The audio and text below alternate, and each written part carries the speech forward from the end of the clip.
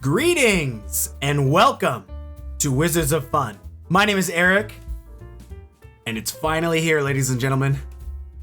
Yes, Gothic has finally arrived. It has hit store shelves, and I picked up a few boxes, and I cannot wait to open this up with you guys, to go through it very slowly. I will warn right from the very beginning, I will not be rushing through this. We are going to savor every moment, take our time, go through as long as it takes. So strap in, grab a drink. This is my first unboxing, and I'm so excited. Of course, I have naturally seen some of the cards that have been spoiled. I've seen maybe some of the artwork. I have skimmed on Curiosa.io a little bit before I went and picked up my box. Not necessarily for the card mechanics, but just for the artwork. And I have also not seen all of the avatars yet. So after this first box, I'll probably go on Curiosa and look at all the avatars to see what is out there and what I'm, haven't seen yet. But hopefully we just pull them here and we get to read them ourselves.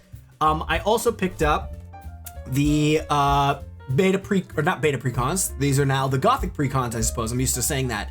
So I don't know if it's worth opening these or unboxing these in another video because everyone already knows what's in these, but I'll probably do some sort of a video opening these and just kind of looking at them another time. So I'll set this aside. But just really cool, the Prophets of Doom, the whole theming of it, and I can't wait. So welcome. If you enjoy this kind of content, if you enjoy Sorcery at all, please consider giving me a subscription if you haven't already. And this is it, the first one. I'll admit I have opened a few packs already. So before some of my buddies at my local game store call me out for saying this is not your first pack, we saw you opening packs at the store. That's true. I did open a few packs, but I was kind of quickly going through those packs just to see what I got and then had to get going. So this is like my real first moment savoring the set. So let's first just analyze the box. Again, I've got some tea here and some water, and I am in no hurry. So bear with me. It's gonna take a while. Of course, if you're new to the game, every box comes with a QR code that if you scan, it gets you 100 dust, which if you get enough dust, you can buy some cool promos and stuff from the shop. Hopefully my lighting isn't too bright. I'm using kind of a different camera setup this time, so I guess we'll see how this goes.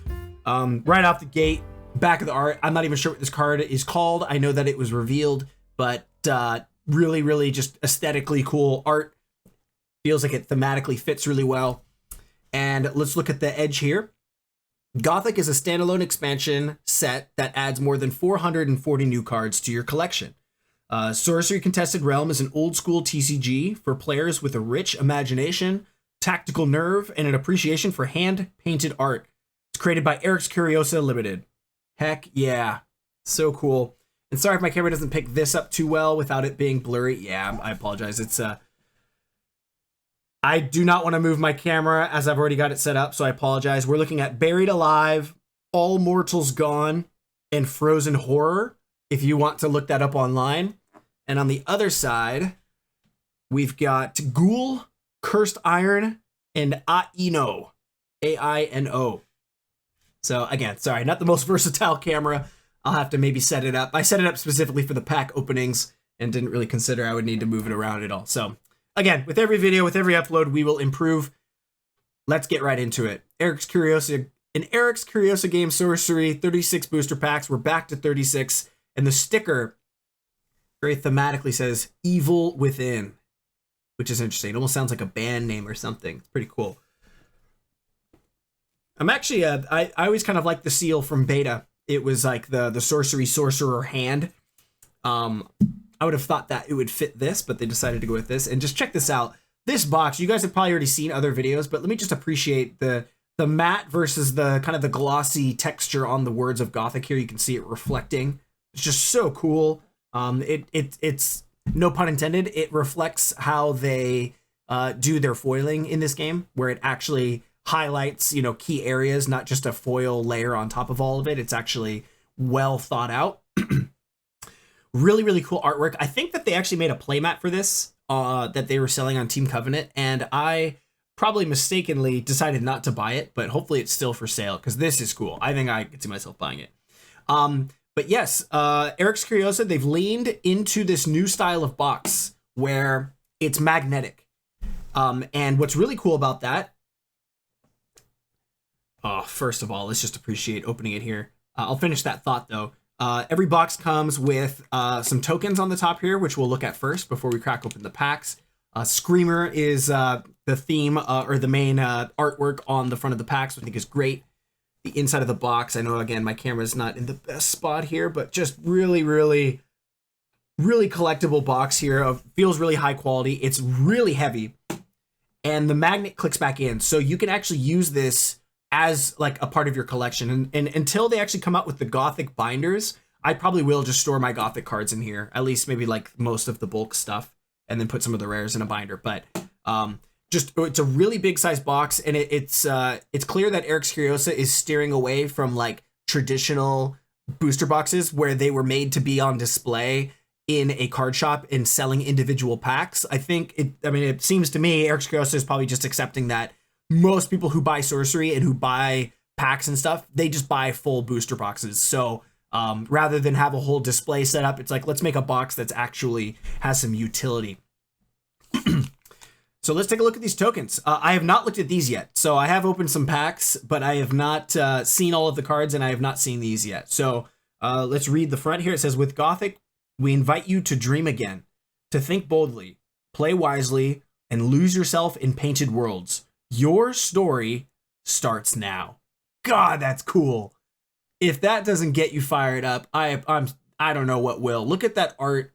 So cool. I'd love to get that as a poster.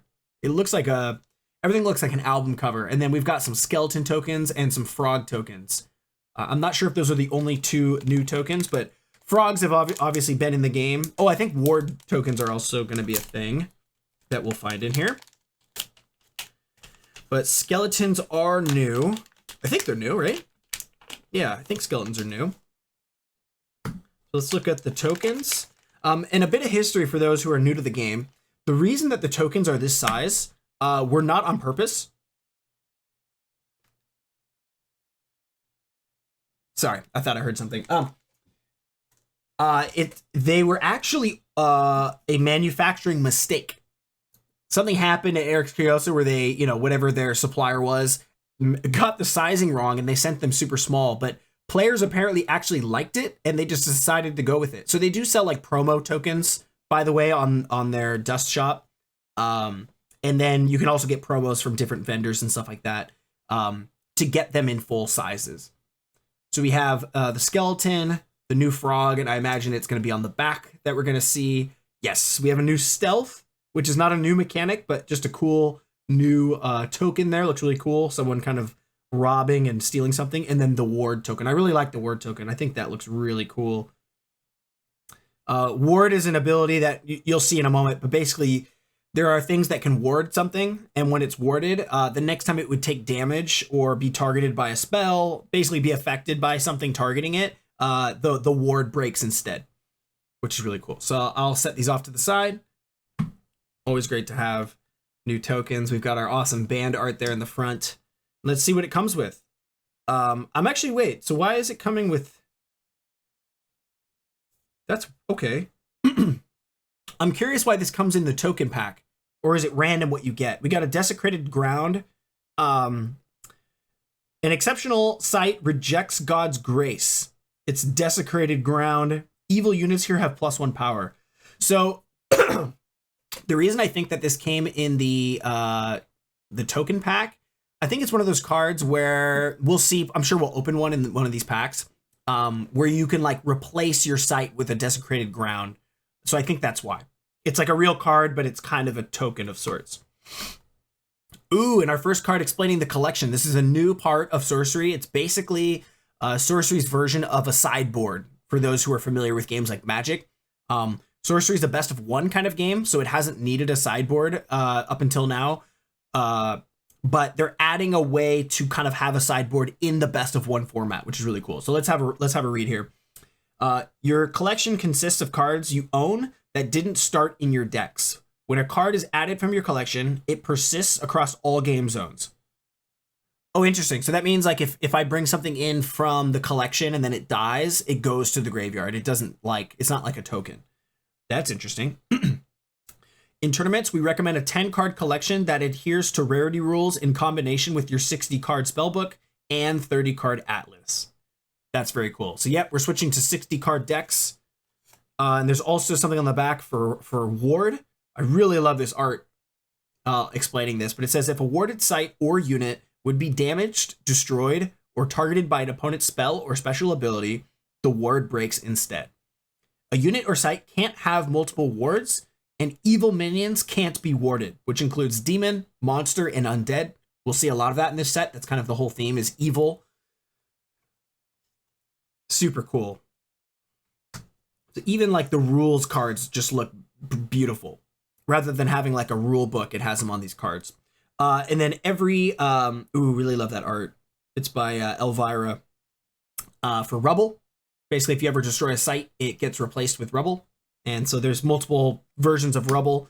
Ghoul is just a 3-power dude for 3. But again, I think it's one of those cards where it's like, it can cut. Okay, so I think that's these cards and this site, I think, are cards that can be in your collection and come in. And there's other cards that require it. So it looks like they just apply, they just provide it for you. Although it's an ordinary, and we're probably going to pull a lot of them. So you can get a Ghoul, Hellhounds, same thing, just in fire. Horrible Hybrids, same thing in blue. And Penitent Knight in earth. Very cool. So there's one for every color. 3-power dude. I'll go ahead and set this to the side. But this is great. This is already a really, really good start. And we haven't opened a single pack. So I appreciate your guys' patience, but I also do not apologize because we are going to really, really enjoy this. Oh, at least I know I am. So I think I'm just going to pull them all out and set them in piles, and we'll start from the left and go to the right. Rather than continue to pull them out of the box. And I'll kind of set these off camera here. Bear with me here for just a moment. So yeah, really, really good sized box. And of course, if it fits packs, that means it'll fit the cards perfectly. So once we're done opening them here, I could just simply put them back in the box if I want, if I need to sort them tomorrow. Oh, 36, huh? Well, again, sorry if this takes a long, long time. Because I am not going to rush it. But naturally, as we open packs, I'm going to become more and more familiar with the exceptionals and the ordinary cards. So it'll naturally speed up. And when we do unboxings in future videos, it will, I will know what a lot more of the cards are. But for these probably first 10 packs or so, I'm probably going to be looking at almost every card. But once we get familiar with the ordinary cards, we can kind of blast through those a little faster. Also, if you're new to the game, bear in mind that there are super rare alternate art cards called curios, and they're not always super obvious. So do not throw away any of your ordinaries or give them away if you don't know what the curios are. All right. I did not set up a garbage can for all of my trash. Probably should have done that.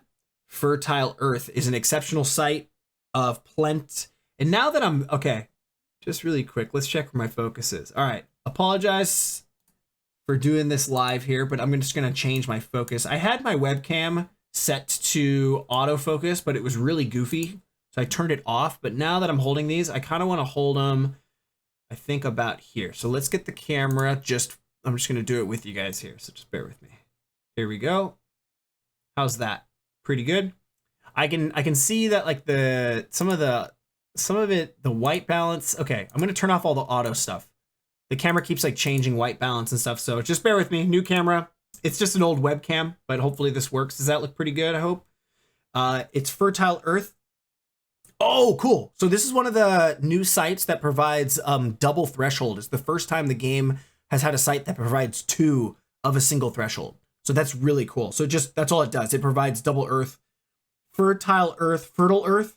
So it's like this, you can see a really small person coming out of this like cursed forest, this like evil place, into fertile earth over in the distance. A Brian Smith. There's a lot of Brian Smith, a lot of Dan Seagrave art, which is just so cool. Ian Miller has this iconic, I think this is the same artist who did the artwork on the box. You can kind of tell he has this style of like very, very detailed. I don't know how to describe it. It almost has like a 3D depth to it and is like really, really fine. I'm sure if you zoomed in on that, you'd see some really cool details. Crawl Morlocks, 3 power for 3. They have Burrowing and Void Walk. Cool. So if you're doing like a Void Walk deck, you can now add this in addition to other Void Walk creatures, which is very cool. So let's, I'm going to keep my exceptional sights here, my exceptional minions and spells here, and then commons I'll put off to the side. Town Priest. That's really cool art. I love that shadow. Matthias Frisk. In the set symbol, by the way, sorry, my focus is weird, but it's basically a pentagram upside down with the circle around it, which I was expecting they would do. It's an exceptional mortal of Righteous Rebuke. Genesis. Return target adjacent evil minion to its owner's hand. Return to hand abilities aren't my favorite. I won't talk too much on that. Let's keep going with the packs, but I've found so far, I mean, I don't know. I'd be curious to hear what you guys think, but I find that like, oh, just put something back into someone's hand doesn't really do. I don't feel like it's too effective. Like 1 for 1, it does bounce something. Sure. Maybe in limited, that could be cool. Or I don't know. The artwork's great. I love it. But I just find those abilities not to be super duper effective because they're just going to play it next turn, right?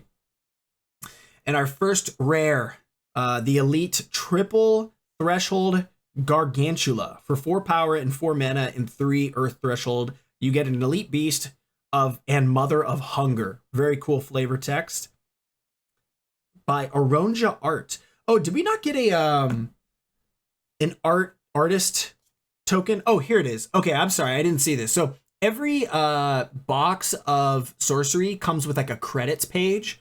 So just look at how many artists are here. I'm not going to count it, but that looks like 40 artists or so.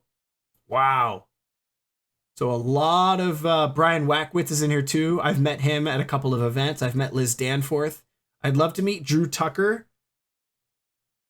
I'd really love to meet, well, I mean, I'd love to meet any of these artists, but especially Drew Tucker and Brian Smith, I'm a big fan of, but any of these artists are great. That's so cool. Okay, so that's on the back of this. Got it. So Gargantula. Genesis. It may drag an adjacent minion here, disabling it in a cocoon until a unit at its location taps to free it. So it's like Frodo and Samwise Gamgee in Lord of the Rings almost. Comes in, pulls in this priest in a cocoon, and Samwise has to come here and tap to disabling it in a cocoon until a unit at its location taps to free it. So it has to move there and then tap and get it out. So maybe something with haste. I'll put on my rares. Sorry, maybe this is a little too zoomed in. I might have to tweak with this because I'm going to be putting some foiling here. Yeah, exceptionals don't necessarily have to be on camera, but the rares and the foils I want right here. So, all right. Just a quick pause while my wife opens the door. Our son is asleep and my voice travels all the way down the hallway, so I just have to be careful. Okay, it is late at night, so sorry if I sound tired or my voice is raspy. It's because it's the end of the day. Monks of Kobalsa. They cannot be modified except by wards. Interesting. So they just can't be... I would imagine a modification includes like polymorph and stuff like that. So they can be warded and otherwise they can't be... Okay. Flayer. That's a Drew Tucker. Very, very cool. Genesis, deal 1 damage to each other nearby unit. Very cool. So for 4 mana, an ordinary demon revels in rending. I'll probably read a lot of the flavor text on my own later and just like take my time with it, but I do enjoy reading it. I think it adds a lot to the enjoyment of reading these cards for the first time. Desert Bloom. An ordinary sight and mirage manifest. Genesis, it provides earth, air, and water this turn and is permanently fire. So I have seen these. These are really cool. I think there's one of these for all 4 combos, but essentially it's a fire threshold. However, if you're splashing a color in your fire, this can provide you that threshold for a single turn to be able to play a spell that you might have in your hand that you need the threshold of. So it's mana fixing for 1 turn. I think that's really, really cool. So let's see. I got exceptional lands. I've got ordinaries and then ordinary lands. All right, starting my piles here. Granary rats. Ordinary beasts gorge on your supplies. This site doesn't provide threshold. Oh, wow. So if you get this on an enemy site, now I guess the problem is you have to play it on your site. So now you don't get threshold, but when you move it to your opponent's enemy site and it's maybe, you know, the only water threshold they're running or something and you turn it off for them, that can maybe screw them over. Another Ian Miller here. You can just tell from his art style. Ordinary spirits answer nature's cry. 4/4/4. It must be cast to an allied site occupied by an enemy. Oh, interesting. So you can't play this until there's an enemy on your site. And it says in the flavor, in a realm that forgets itself, the old roots remember. Oh, that's creepy. Silent Hills. Ooh, any reference to the game? It kind of looks like it, huh? Not even a whisper at this ordinary site. By Aronja Art. Genesis, until your next turn, minions are silenced while atop nearby sites. That's similar to Babbling Brook, except Babbling Brook is disabled. So this silence just turns off all of their like special abilities. And is there something else to that I'm not remembering? Maybe they can't. Well, if they're a spellcaster, yeah, it turns that off, right? Ooh, Trial by Fire. Uh-oh. Ordinary magic to root out sorcery. It may be cast by an ally and by any ally. Deal 3 damage to a target nearby minion. Oh, that's cool. I really like the cards that allow you to cast from any ally that isn't a spellcaster. I'm curious if there's more of that in this set, but there's a few cards like that in, there's one in, I think, Arthurian Legends that did that. So any ally gets close, and it has to be dealt to a minion, but you do that and can deal 3 damage. So this could probably be really good in like limited. And it says, the tongues of flame sing truer than the tongues of witches. Oh, that's crazy. So a lot of witch hunting themes and stuff in here. That's pretty cool. It's really cool, actually. For 2 mana and 1 power, you get the Pith Imp, an ordinary demon loose in the library. It has Airborne, and it says Genesis. It steals a random spell from your opponent's hand until it leaves the realm. Ooh, so does that mean steals a spell? Does that mean I get to cast it or no? I just remove it from his options, I suppose. I guess that could be really good. If you could cast it, that'd be even better. Man, Brian Smith and Drew Tucker might be my favorites, at least right now in Sorcery. They're all great, but look at that. Forsaken. It looks like a death metal, like Slayer album cover. An ordinary undead interred in infinity. Wow, that's really cool. And it has like a reflection here of her in the tomb. Forsaken. It has Void Walk, 2 mana and 3 power. It must be cast to an outer column. Interesting. So it's the 2 columns on the right and left. It has to be cast here. It can't be cast on these inner columns. I haven't seen any cards reference the columns like that before. I mean, there's obviously like the name escapes me, but the site that pulls sites apart and then it comes in. But I haven't seen one as far as like a minion only being able to navigate certain columns. Oh, that's beautiful art. Twilight Bloom. So another one of those like provide threshold for a turn. So yeah, I imagine there's a set of these where, you know, this one's for air, but it gives you all the other thresholds for the turn. So just a cool mana fixing tool there. The Gossamer Ghost, 2 for 2. An ordinary spirit is barely there. Stealth. Can't be immobilized or disabled. Huh. Interesting. Let's see. The candle trembled for a heartbeat. He wasn't alone. I wonder what that's based off of. That looks like it's based off of something. Wow. And that was 1 of 36. So I hope you guys are enjoying this because, all right, I won't try to take all of your time. We'll keep moving here. We do have to get through every single pack. But I am not rushing it. Again, though, we'll kind of, the Kiss of Death. I was looking at this with a buddy of mine on Curiosa just because the art looked so good. I encourage you to look this up. My camera is not going to do it justice. The detail on this is insane. Santiago Caruso. I don't know if that's a new artist for Sorcery, but if he is, welcome to Sorcery, my man. We're happy you're here. It's beautiful. It's Kiss of Death. He has like mushrooms growing out of different pores of his face. And again, I know I don't have the best focus at super close here. Maybe I can change that, but that is beautiful. It's an exceptional magic of parting affection. It may be cast by spirits and undead. Kill target minion here. Okay, so it has to be a spirit or an undead that gets onto something, and then you can give it a kiss of death. Thematically really cool. Bitter Departed. 2 for 2. An exceptional undead bites its bane. Genesis. If an ally died this turn... Wait. If an ally died last turn... Is this a typo? Wait a minute. Genesis. If an ally died last turn, may teleport to the killer and strike it. You would think it would say this may, or... okay. Genesis. If an ally died this turn, may teleport to the killer and strike it. I mean, maybe that was their way of shortening the text, but then it kind of looks like a typo, but I think we get it. An ally died last turn. So they kill something, and then I get my turn, and then I play this. This teleports to it and strikes it for 2. Okay. And again, it's another air threshold, so air is getting some flyers and some strikes and stuff. That's pretty cool. We've got the Carrionet. I have seen this artwork, and it's one of the... This is like a Marilyn Manson looking kind of guy. It's really... it's like partially really pretty and also super creepy. So it's like this marionette being carried by birds. Really, really cool art. Scott Kirschner. Hope I'm saying his name right.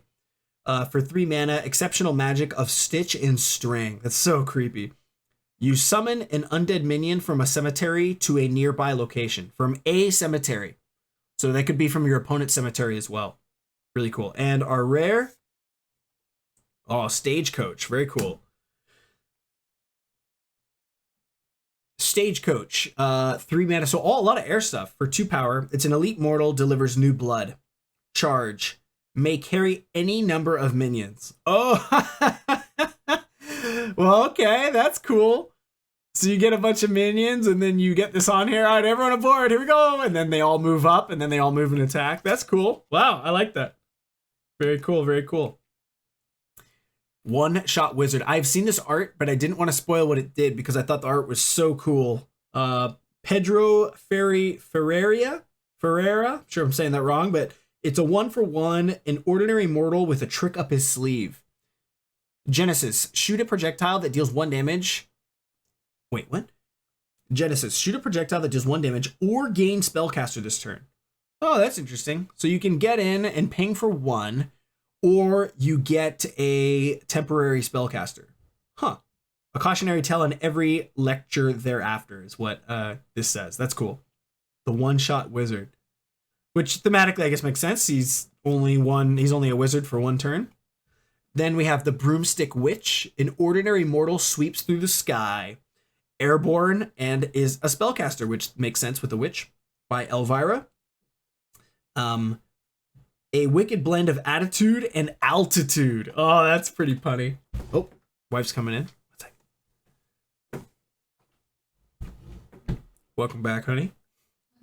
I love that. I love to see the puns of a wicked blend of attitude and altitude. Next, we have Spore Sprouts, an ordinary sight of flourishing fungus. I love the fungus arts in this set. I've seen a lot of cool arts with some fungi. Genesis, you may cast minions with 2 or less power to any site this turn. Oh, that's pretty cool. So and this is another air one. So we've seen a lot of air exceptional cards that are like 2 or less power that like are just flyers that can do some things, or maybe have Void Walk. So that's cool. You cast this, and then you have something with 2, and you put it anywhere on the field. It's getting some like a kind of a aggressive position with a 2 power. That's pretty cool. Noisome Twosome by I'm not even gonna pretend to pronounce his last name. I'm sorry. Juicy Pilkos. An ordinary undead should have gone for the head. That's cool. He's like loaded up with arrows all through his chest, but ordinary undead should have gone for the head. And it rhymes. Deathrite, summon a skeleton token here. Cool. So it just comes in, creates a skull. So this will go into any skeleton deck pretty smoothly, I'm sure. They put the rank in rank and file. because they're stinky. There's a lot of good gag jokes in this one. I think it's not too goofy though. I think it fits thematically. That's pretty cool. Willing Tribute for 2, another air threshold for 2. No ordinary offering. 1 mortal soul. Sacrifice this and you can untap an adjacent evil ally. That's interesting. So if you have an evil ally that attacks and then you bring this in, you sacrifice it, untap, attack again, and maybe you sacrificing this actually helps you because you have a deck that cares about things dying. I don't know. Vampire Bats, another 2 for 2. So the two power seems to be a thing, a theme with the air minions. It's an ordinary beast, stir from their grotto. Jeff A. Mangus, nice. And then Airborne, Vampire Bats' strike damage against units heals you. So this is a big change that we've seen with the vampires. It also will, if we ever get like a revised set that reprints the vampires, it got errated to basically say this. So strikes against units heal you, not against sites. This is a card I've been really excited to see because I am a water player. And just seeing this art looks so freaking badass. It's for 2, 3 power, drowned, ordinary undead, take the plunge. It says it has submerge and it says must be cast submerge. So this is a good like defensive. You play it submerged underneath like not your home site, but maybe your troll bridge or something. They want to come in. This can come up and strike it for another 3. And it has some flavor text. It says blank eyes and empty minds. The sea denies true sustenance. That's cool. It's like they're just barely getting sustenance. The enraged familiar. An ordinary demon loves its master. It has 2 power if you've lost life this turn. Huh. So if you have a way to guarantee life loss, like if that's what your deck is built around, you can make this be a 4 power for 3. Interesting. I'd have to see like more cards that trigger that easily for that to seem good, but looks cool. Raise Militia. Ordinary magic of conscripted remains. Sorry. You summon a skeleton token to each allied site that borders an enemy site. That we have an equivalent of that in Earth, right? Not guards, but there's another card, something militia, that creates soldier tokens that I'm forgetting the name of. So now we have one in air. So the same idea, but just for skeletons. So again, we'll go into a skeleton deck. Very cool. Oh wow, look at that. Hillside Chapel. I think this was in the trailer for Gothic. That's beautiful. Look at that. An ordinary site beneath a watchful sky. It says Genesis, you may pay 1 to tap and ward a nearby allied minion. You may pay 1 to tap and ward a nearby enemy. So you have to tap the minion that you want to ward. So I guess if you it has to be nearby. So like maybe you move an attack with a minion, you get in and then you play this and then give it ward. And since it's already tapped, you get the ward on it.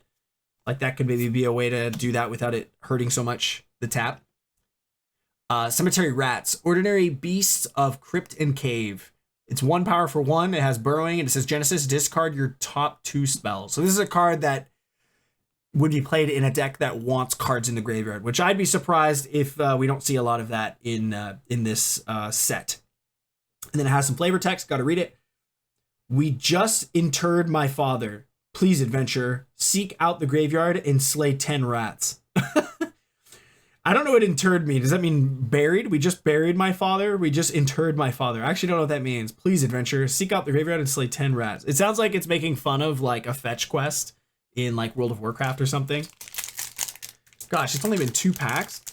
I have a confession. Holding the cards up like this kind of hurts my back. So I'm going to rechange our focus back. So you guys are getting the raw, unedited version of this in a long opening. I know that's killing my back. So let's do focus and get it about yay. I'm going to hold it just right there. If it's not zoomed in enough, I can always zoom in and post, I suppose. I'm going to keep it just right here so I can rest my hands. There we go. That feels lovely. Getting old here, guys. This is sorcery after all. We're a bunch of geezers, right? Oh, wow. Look at that. Harpy and Urge. Exceptional magic of Shrieking Fury. An ally flies to target weaker minion and strikes it upon arrival. An ally, any ally? Oh, that's interesting. It's magic though. Okay, so for magic, oh, that art's really cool. David O'Connor, very cool. I love the almost like I always say Bob Ross when I see nature, but let's just call it Bob Rossian. Sort of mountains there. That looks really, really pretty. An ally flies to any target weaker minion and then strikes it. So you basically get to kill any weaker minion on the field. That's cool. That sounds very powerful. Accusation. This is one of my favorite arts in the set. I did see this. You can see there's like a cross in his eye, so he's being accused of being evil or something. That's very cool. Exceptional magic reveals heresy. Target opponent reveals their hand and banishes a card. And if any of their cards or allies are evil, you may choose which one. Okay, so let's wait. Target opponent reveals their hand and banishes a card. If any of their cards or allies are evil, you may choose which. So they reveal their hand. I was going to say, how do you know if all of their hand has an evil? Because they reveal it. So they reveal the whole thing, and then they get to pick which card they banish unless there's some evil in there. So if there's an evil on the field, or you think they have evil in their hand, you get to choose which one they banish. That's really, really cool. Accusation. So specific hate against evil. Wonder if that could be good in the sideboard. Mountain Peaks. Brian Smith. Very cool. So this is the art for, or this is the dual threshold for air. And our rare. Whoa! I wonder how rare this avatar is, but we got the Blade Dancer. That looks really cool. Look at that. And it's a Brian Smith. Oh, it's so creepy. It's got like a dress on. Your avatar cuts through the opposition. I can't wait to see all the avatars and pick like 4 or 5 of them and build decks with them. I can't wait. After her first strike each turn, Blade Dancer may take a step. When she does, she may attack a unit there. So it's not a strike, it's an attack. So I guess the idea with Blade Dancer is you would equip her with blades and stuff, almost like a battle mage or something, right? Then you move an attack with her first attack. You get her to move an attack, then she can take, so I move an attack into their sight, and then I can move and take a step and not strike them, but attack them. So you'd want to really beef her up so that she's not taking, well, she would take damage regardless, but really, really cool. That's awesome to see. I actually want to get that into a sleeve. I don't know how rare that one is, but either way, we need it. That's all that matters. I need that for the play set. All right, so now we're starting to see some cards we've already seen, which I will kind of go through. Overflow, ordinary magic, runneth over. Nice. I love that. You draw a sight, and you may play a water sight. Oh, wait a minute. So for 3 mana, so let's see. That's interesting. So you get to ramp, essentially? Whoa, that sounds really good. I'm a water player, so it's like turn 3, I play this, and then I go, I'm going to cast Overflow. I draw a sight, and then I may play a sight, and I play the sight. Wow, that sounds very good. For an ordinary, a generous heart cannot help but spill. Wow, I'm definitely going to play around with that. That's cool. Eltham townsfolk, ordinary mortals as stubborn as their soil. And it just has it's a 1 for 2. Okay, so it's just, yeah, only costs 1, but has 2 power. So sounds pretty good. Oh, and we got our first foil. I didn't quite see it, but I saw some foiling there. It says, keep walking, fancy boots. Nothing for your kind in Eltham. Love it, love it. God, the theming of this is just so cool. For 6 mana, the Undesirables. Oh, ordinary demons shunned by all. It has burrowing, and allies can't enter this site. Huh. Allies can't enter this site. So why would you... It's almost like you would play this against a deck that wants to move your minions somewhere. Like if they had like a Maelstrom or something, and then you play this burrowed underneath the path that all of your stuff would get pulled into, and it says they can't enter, so they just can't. There's got to be some strategic use there. I'm not sure what that is. Oh, you guys probably saw my foil. I didn't see it. It says too broken to rule, but too crude to serve. They linger. And the foil. Whoa! My gosh! Harbinger, I believe, is in the... I've never got a foil avatar before. That's really, really cool. Whoa, my gosh. I believe this is one of the avatars that comes in the precons, but this is like the alternate art for the main booster packs. Oh, man. All right, let's get a sleeve. Wow, that is exciting. The foil Harbinger. And this is the one that says, oh yeah, this one's really interesting. So let's read it. It says, on setup, you determine 3 random squares. Once on your turn, you can cast a minion to one of them and for 1 less. So at the beginning, you roll, I don't know, 3 d20s. You get 3 random sites. And if it's of strategic use, you can cast there cheaper. And it could be like on your enemy's site. It could be in their void, which you wouldn't want to cast to a void because it would die. But you get my point. Wow, that's cool. The foiling on that, I know my camera is not going to do it very much justice. But you can just kind of see that it like shimmers on all the right parts, like his necklace and his bracelet. And that's the full art. And who did this artwork? Doug Kovacs. Oh man, so we've gotten 2 avatars. One of them a foil. That is super, super exciting. I'll go ahead and just flip it like that so you can tell it's the foil. Again, I appreciate you guys bearing with my current camera equipment. I basically, and that's so shiny, I'm gonna move this over here. How's that? Yeah, I'm starting this channel and just using whatever camera equipment I've had from over the years. So I know it's not of the highest quality, but naturally, as we keep going, I'll upgrade and get better gear, and we'll get some nicer equipment. Ravenous Werewolf. For 5 and 3 power, it must have something good. It has charge and movement +1. An ordinary monster pounces upon its prey. Charge and movement +1. So I mean that is for 5. Hoop. I'm gonna move 1, 2, get in for 3. Okay, I can see it. I can see it. Holy Warrior, look at that. That's really cool. Holy Diver. That's really cool art. Elvira crushes it, dude. Oh my gosh, I would love to meet Elvira at an event. An ordinary mortal fueled by faith, he has ward. Duty begins with devotion is what it says. So it just comes in with a ward token.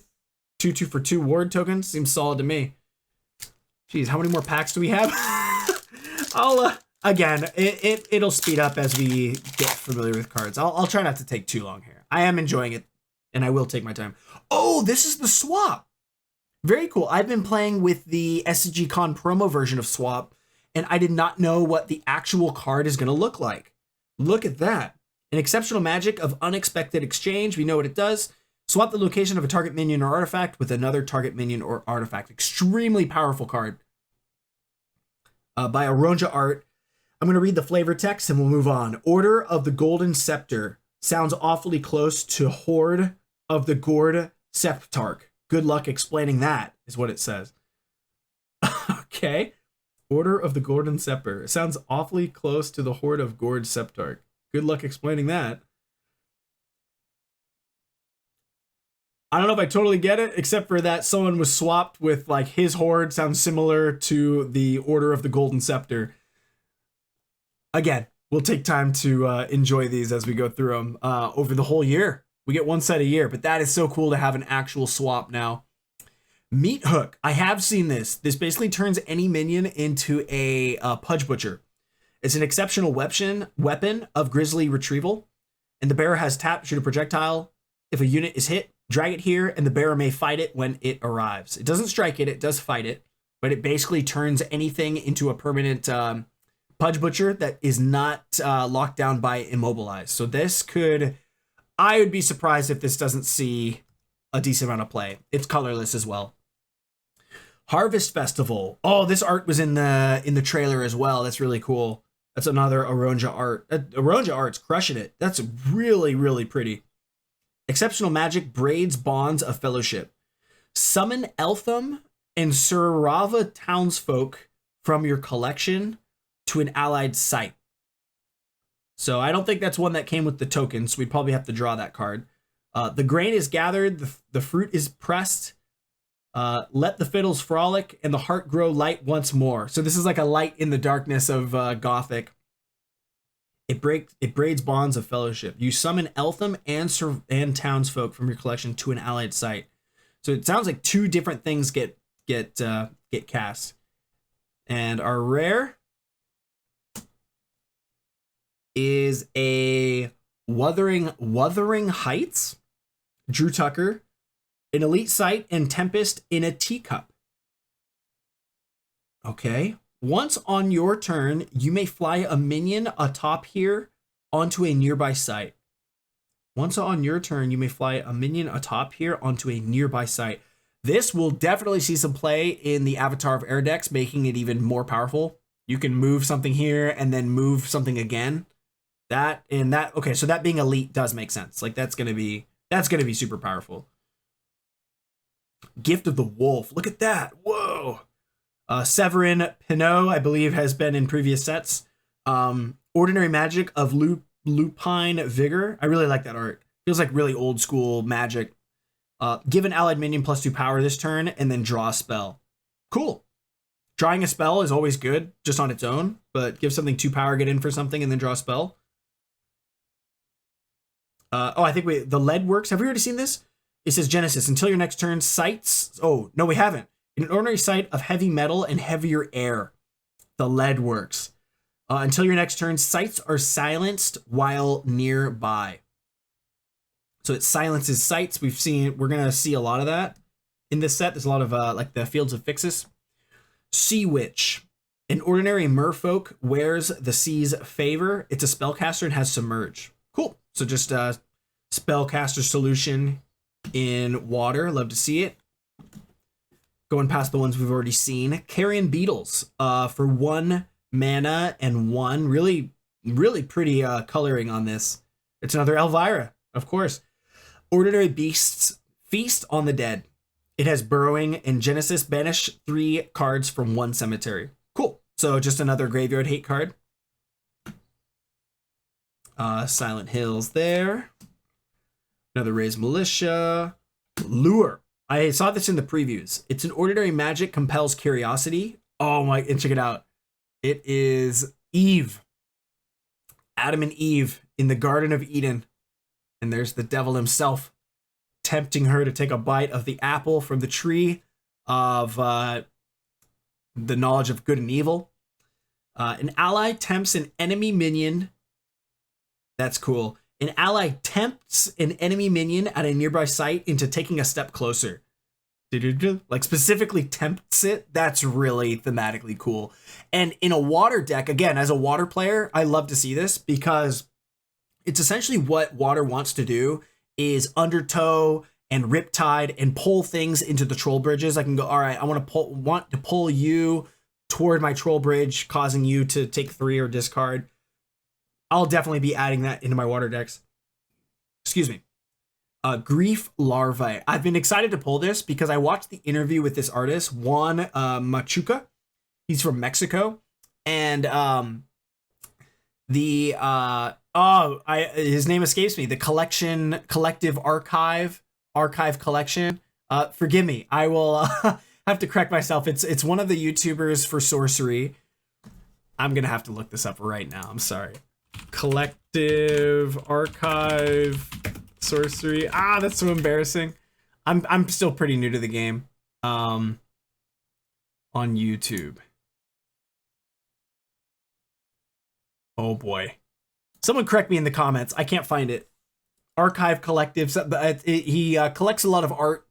And forgive me. I'm still learning and meeting new people. But I did watch his video and I liked it. And I gave it a like, but I did like it. The artist was really talented and looked at some of the art, including this one. That's beautiful. Just yeah. This is great. So 1 for 1. Ordinary monsters begotten from rot. It has burrowing, and it says at the end of your turn, it deals 1 damage to this site. So when it comes in on your own site, it's going to deal 1 damage. But you can burrow though, you take 1, and then you move under his site, his or her site, your enemy, And then for every turn, if they can't get rid of it, it just gnaws away at them from the inside for 1, which thematically is really cool. That's cool. I could see that definitely being played. It's a little bit clunky to get on their side, but that's really cool. And it wouldn't work against water. You'd have to, well, it would work. You just have to put it on top. Wiccan Tools, ordinary relics of pagan practice. Sacrifice Wiccan Tools. Draw a spell this turn, draw a spell. This turn, the bearer becomes a spellcaster and their spells require no threshold. Oh. Well, that's cool. You just have to sack this, though. So you give it to someone, they sack it, you draw a spell, and then this turn, the bearer becomes a spellcaster and their spells require no threshold. So you can cast anything for no threshold. So it fixes mana for a turn when you sack this, and you get to draw a spell. That sounds very, very useful. I could definitely see that being utilized. Right. Whoa! More avatars. Again, I don't know how rare all of these are, but some of them have to be within the unique rarity, right? Maybe I'll put my avatars here. And then I'll put my...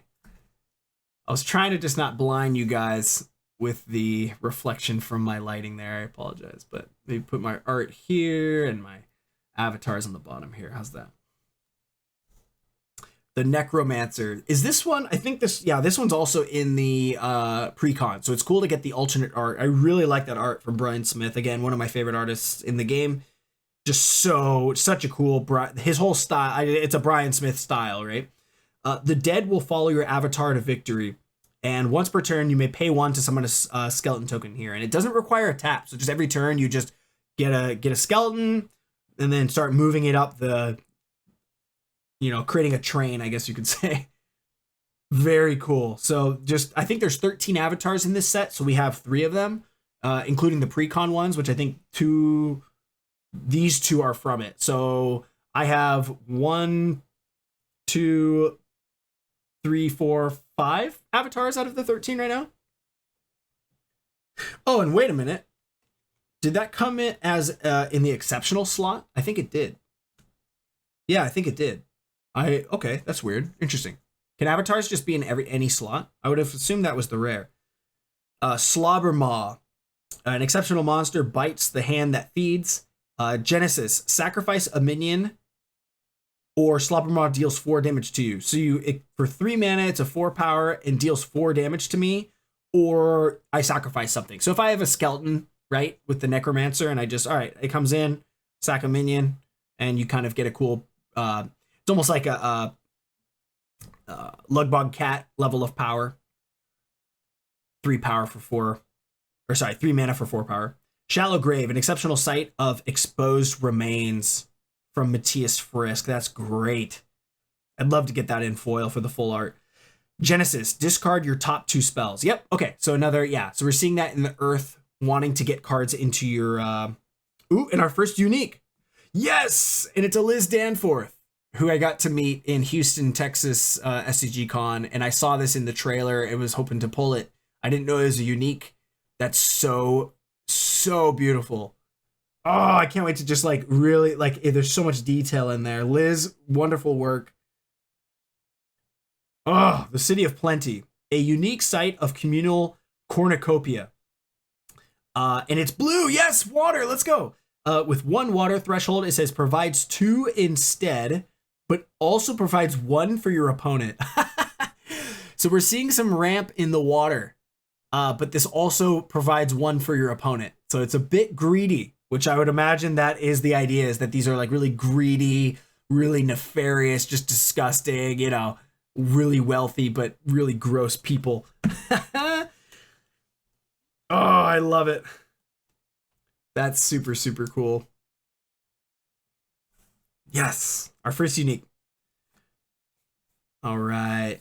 So you can see we're starting to speed up a little bit here because, ooh, the crawler. I saw this in the trailer, but I now get to see the full card. So 3 for 3, an ordinary undead scrapes and scampers by Elvira. It says projectiles fly over the crawler. So this is safe from any projectile, which is really interesting. I don't think we've seen that yet. It says, "Oh, valiant, now hunched and hollow, courage curdled into a crawl." Okay, that is creepy. Mesmer Demon, 3 for 3, water. An ordinary demon, look deep into its eyes. It says Genesis, tap a target adjacent enemy minion and make it step closer. Oh, that's cool. It has to be adjacent, but you get it on your troll bridge and then you tap it and then make it take a step closer. So again, pulling things into troll bridges, things like that. So that's great. Just a lot of movement in the water. Can't wait to make a new water deck. Speaking of water, we've got the Instigator Imp. I did see this in a video. It says an ordinary demon loves a good fight. In Genesis, you make 2 enemy minions at a target nearby location fight each other. And it says whenever he grins, someone bleeds. So you can see someone's at the bar and the bartender is like, hey, you haven't paid for your drink. And he's like, yes, I did. And the imp has his coin. That is so cool. Like Jeff A. Mangus would also love to meet this artist. I'd love to meet any artist, but that's awesome. So yeah, they have to have 2 for it to work. So this may not always work out, but if they have 2 nearby and you play and make them fight, that's pretty cool. May not be the most useful card, but it's definitely cool. Bound Spirit. An ordinary spirit tied to its master, 4/4 in air. Disabled unless adjacent to an allied spellcaster. Interesting. So it wants to be in a spellcaster deck. By word and wand, the specter was bound, it says. So it's bound to a spellcaster, 4/4. I wonder what would make this so good then, because you're still paying 4 mana for a 4-power minion, and it has to be near a spellcaster. To me, that doesn't sound very good. But interesting nonetheless. Smite. I've seen the art, but haven't seen what it does. It's an ordinary magic to cleanse. Ordinary magic to cleanse the unclean. It may be cast by any ally. Strike target adjacent enemy. If it's evil, banish it. Oh man, so that's just ultimate evil, anti-evil card. If you can just move anything adjacent to anything that's evil, you banish it. Otherwise, you can strike it. So either kill it or, striking something will probably kill it, but otherwise you get to banish it. That's crazy. Buried Alive, maybe cast by any ally. So the same effect. Burrow a target adjacent minion. Wow. So just like, that's actually cool to see next to each other. So, bearing will be very, very good, but not against my water deck. Haha. You can't bury something that's in water. I'm really seeing the stack of cards left to open here, and I just want to thank you guys for bearing with me here. This is the first box, so I warned you.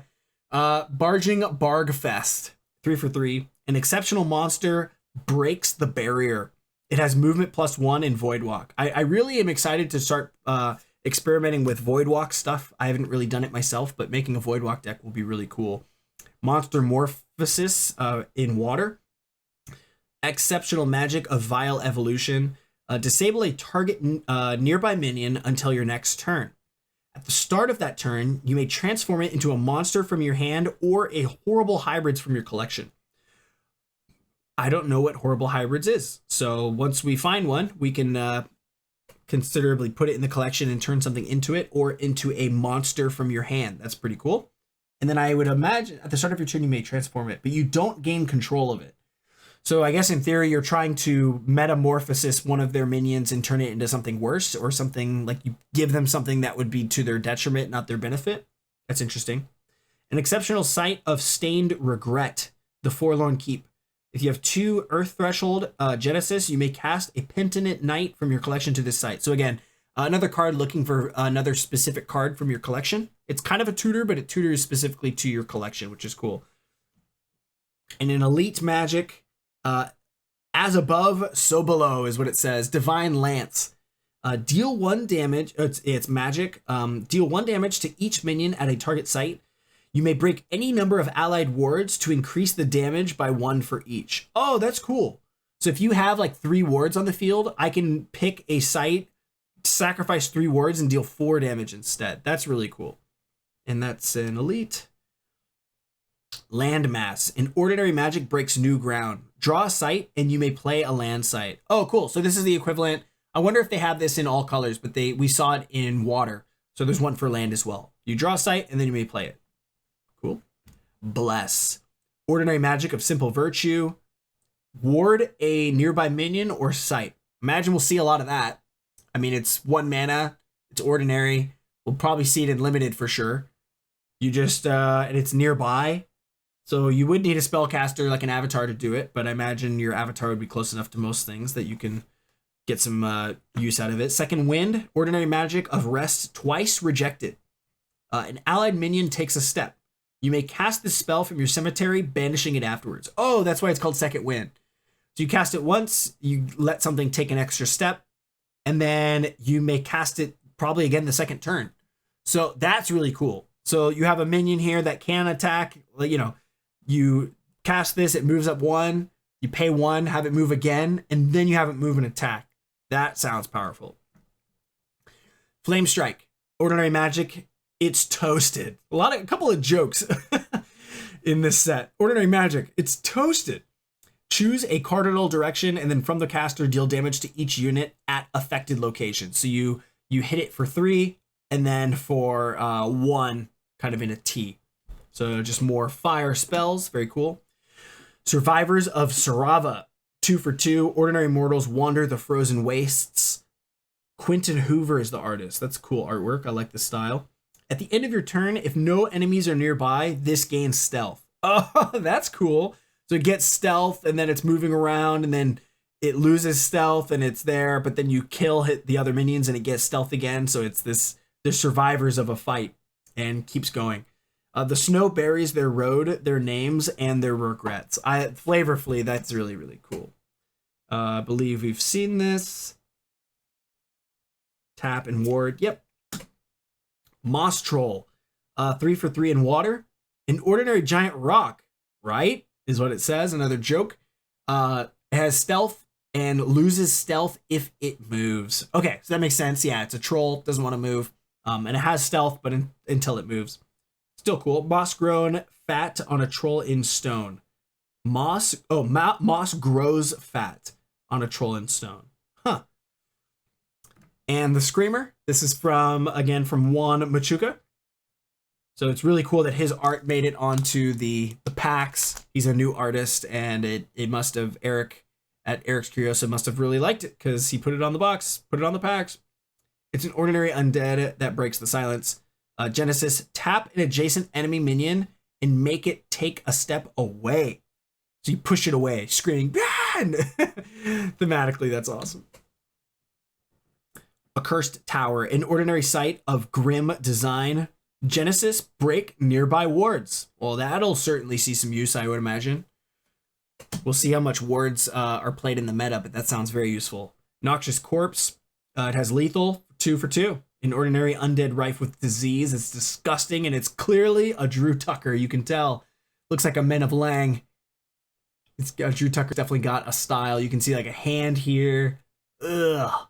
It's a Noxious Corpse. That's so nasty. First the fever, then the feast is what it says. Oh, that's awesome. Very cool, and it has lethal. That's great. Gift of the Raven. For 2, ordinary magic of Corvid Invocation. You choose an allied minion. The next time they strike a unit this turn, the damage heals you. And then you draw a spell. Wow, that's cool. That sounds pretty good. So something with like 6 power gets to heal you for 6, unless they have a River of Blood. Even then, it still heals you for 3 and you draw a card. Doesn't sound too bad. Doesn't sound too bad. Oh, I've been wanting to see what this card does. Mimic. I saw the artwork. An exceptional monster of tempting treasure, and it's in water for 4, 2 power. As you summon this mimic, you may transform a carryable artifact into it under your control. Wait, what? So if they have, let's say, a Ring of Morrigan, as you summon this mimic, you may transform so that could be yours or theirs, I would imagine, a carryable artifact into it under your control. Meaning, if they have a Ring of Morrigan, if they have anything, you transform it into the mimic instead, getting rid of or banishing effectively their artifact, and now there's a mimic on their face hitting them for 2. So for 4, okay, so this is cool because in water, there is no like dispel or disenchant. I guess there's not one in fire either, but in water, we now have a way to kind of disenchant an artifact, I suppose. It says, turns out the real monster was the loot we found along the way. That's cool. Well, that sounds useful. Again, against certain, if they have a very powerful artifact, you go, all right, I'm going to put this right on your face. That sounds pretty potentially useful. Sounds very useful, actually.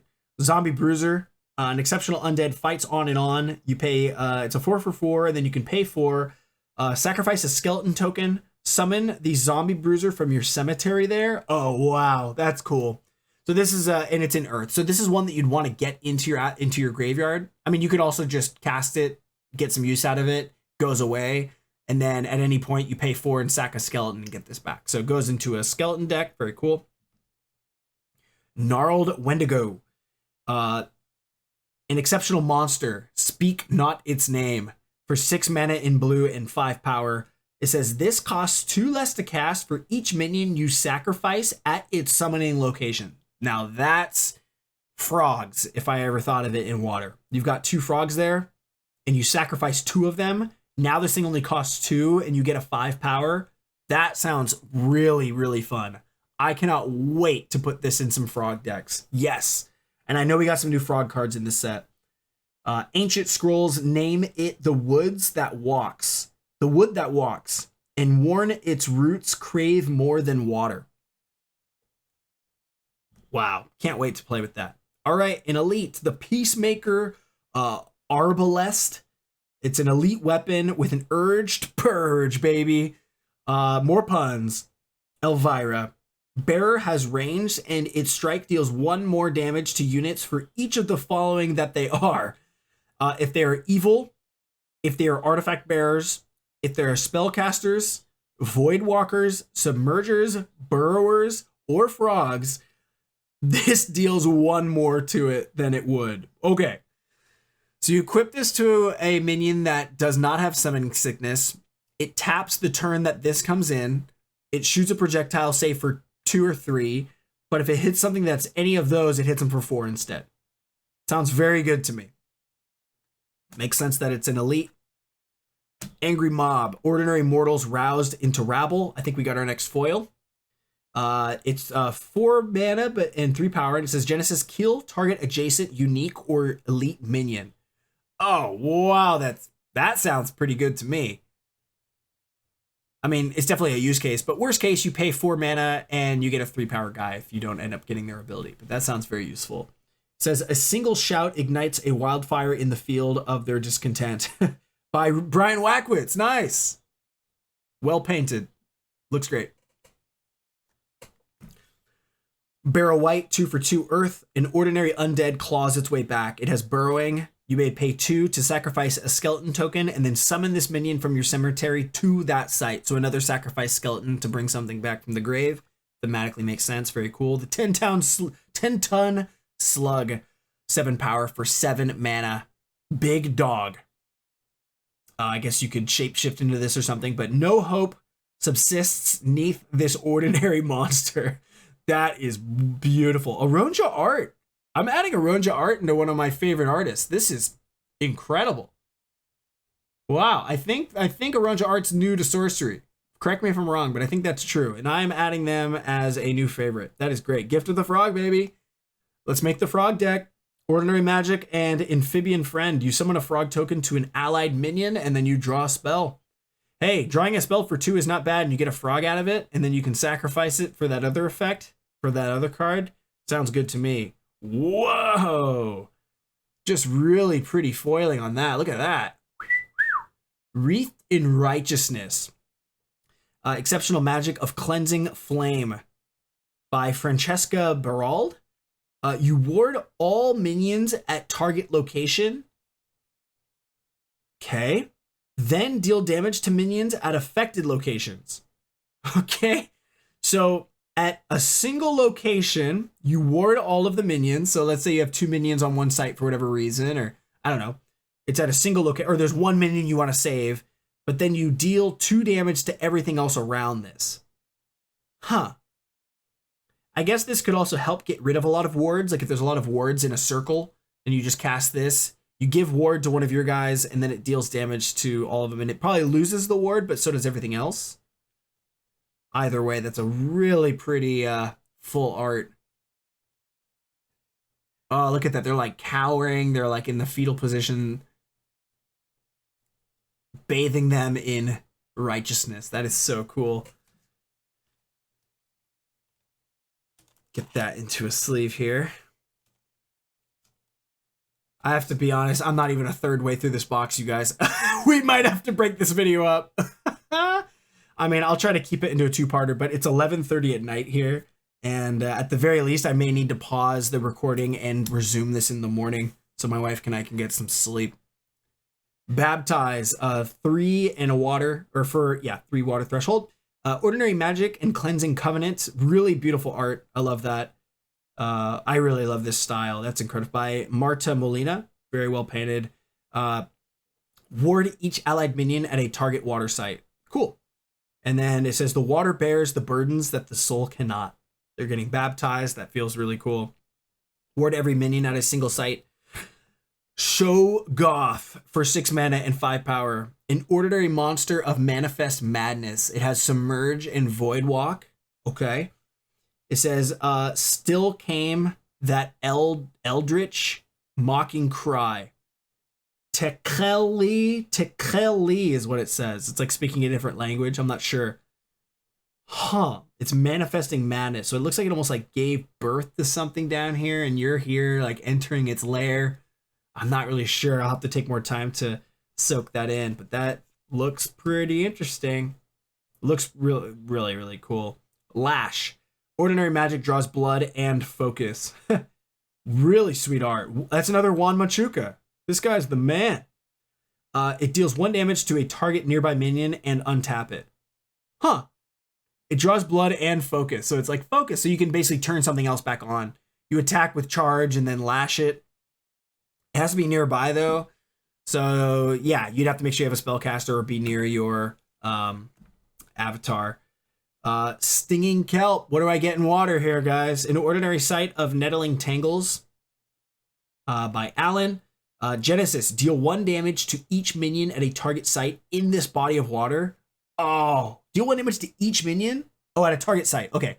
Still only a single site, but that could help get rid of some warding. So if there's something that you're worried about that has ward, you play Stinging Kelp, deal 1 damage to it, and get rid of its ward anywhere in the body of water. So again, someone who's playing all water, I would hope that I would be able to do that a lot. Man, this is a lot of packs.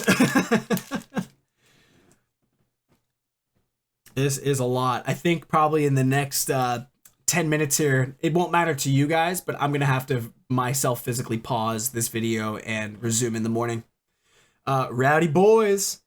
3 and a earth. It says exceptional mortals out to crush skelly skulls. For 3 power. It untaps after striking an undead. Oh, that's awesome. So if you're playing against, what would it be? The Necromancer? This comes in and you strike an undead. And then it's like, do it again. Yeah, strike again, strike again. That's great. By Doug Kovacs. And let's read the flavor text.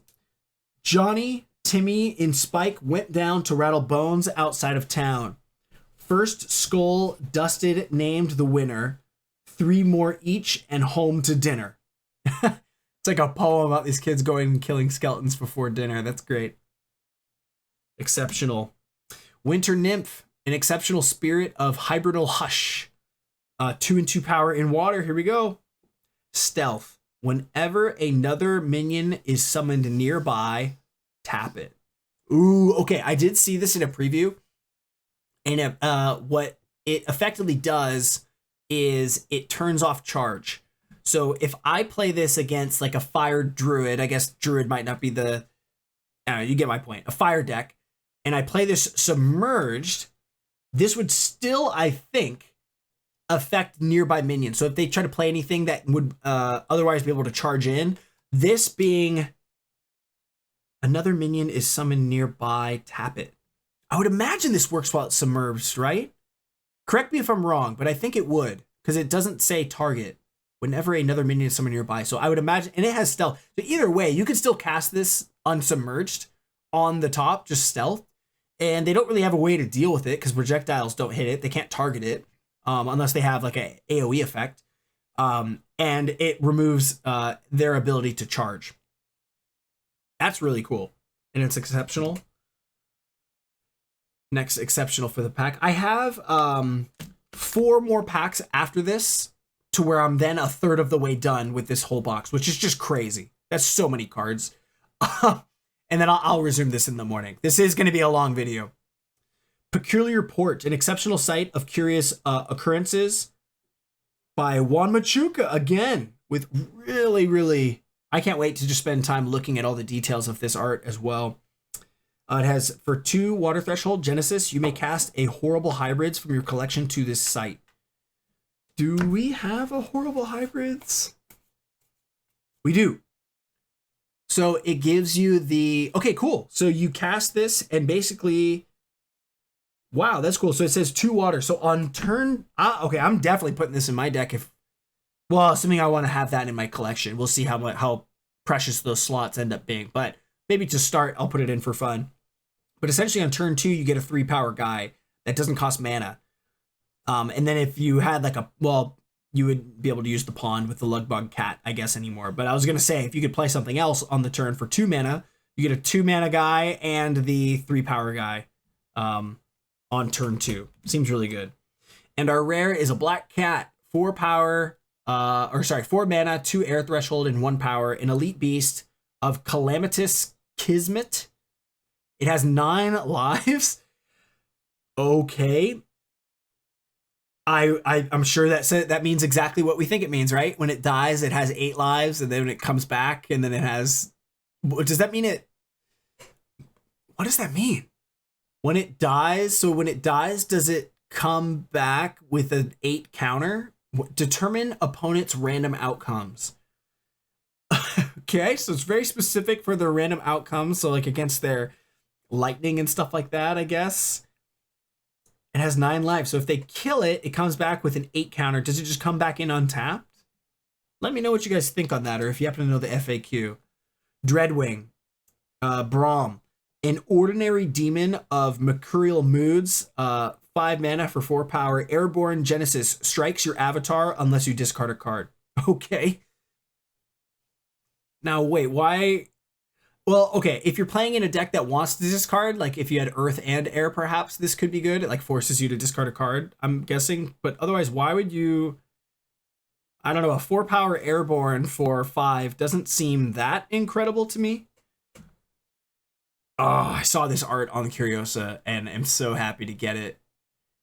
Autumn Bloom, again, one of those like threshold fixers. It's an ordinary site of transient luster. Oh, it's so cool. I'm just gonna have to have like a glass of wine or a glass of whiskey or something and just sit and just put on some creepy Gothic music. Oh yeah, I forgot to turn on my candle. My mood candle for the Gothic. Not that you guys can really see it, but it just adds to my mood here. It's an ordinary mortal that holds a solemn vigil. Oh, is this the one from the... Yeah, so this is the one that comes in from the collection. And it reads, the other was a softer voice, as soft as honeydew. Quoth he, the man hath penance done, and penance more will do. Coleridge. All right, that's some old English if I ever saw it. I won't pretend to know what that means, but we'll dive into it sometime this year. Foul Bones, 1 power for 1, an ordinary undead born on unseen winds. Elvira has a lot of art in this set. Airborne. You can pay 1, sacrifice a skeleton token, and then summon this from your cemetery there. So there's a lot of that. A lot of cards that'll just naturally go into the skeleton deck. Wild Fanatic. Melissa A. Benson. Cool. I always see her symbol there on her artwork in beta cards and such. 2 for 2. An ordinary mortal jumps to conclusions. It has charge. Great. Yep. His battle plan involves mostly yelling and gravity, is what it says. There's a lot of funny quips and jokes in this set. I think it kind of lightens the mood from all the Gothic stuff. I think that's great. Yeah, what else do you need? 2 for 2 with charge. It just goes right into an aggro deck. That's awesome. Trial by Water. Oh, creepy. So it's another like killing of witches, I guess. Ordinary magic of drenched deliberation. An ally submerges a target minion that it's nearby. Oh, that's great. Hey, that's a card for me for sure. Assuming you can get it on water. And it's any ally? That's cool. In silence, she sank and the town was satisfied, is what it says. Jeez. That is pretty grim. Night Watchman. It's 3 power for 3 ordinary mortals with Walk the Graveyard Shift. It has Genesis, Ward this site, and it says poorly paid, rarely thanked, and profoundly necessary.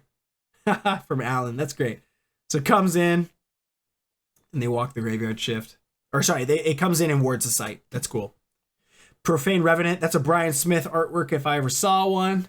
An ordinary spirit bound by blasphemy. It has 0 power unless adjacent to an evil ally. Cool. For 1 power. Wow. So if you can get an evil, like a skeleton, undead, right? So probably good in like in a undead deck. I keep thinking of that because it's the only reference I have. But it says a sentinel to sins, unrepented. Ooh, that's sick. Really cool. Open Mausoleum. I saw this art in some of the previews. An ordinary site sealed no longer by Alan. Genesis, you may pay 1 to summon a skeleton token here. Cool. So it's the equivalent of a village, but for a skeleton instead of getting a soldier. Zap. Shockingly ordinary magic. Deal 1 damage to a target unit. Hey, target unit. That could be a kill spell. You get him to death's door and next turn, zap, you're dead. Very cool. All right, like I said, I've got 4 more packs before, again, there won't be any change from you guys watching the video, but I'm going to have to head to bed and resume in the morning.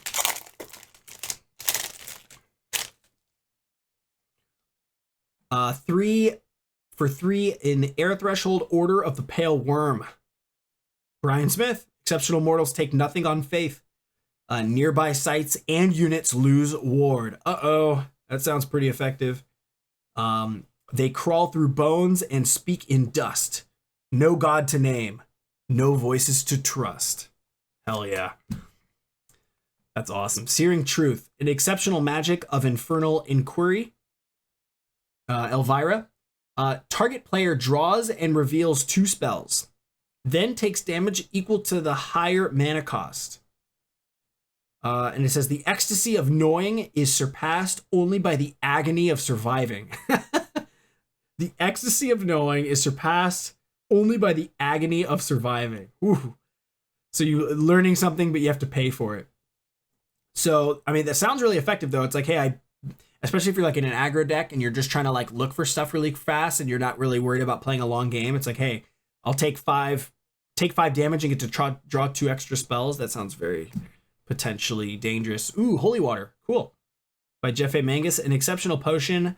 Behallowed and Blessed. Bearer has tap, sacrifice this Holy Water, throw a projectile. If it hits a minion, banish it if it's evil, and ward it if it's not. Oh, that's really cool. So it's not just a removal. It can also be good for you. So I can just ward something from a projectile, or and it sacrifices this. That's super cool. I love that. That's great.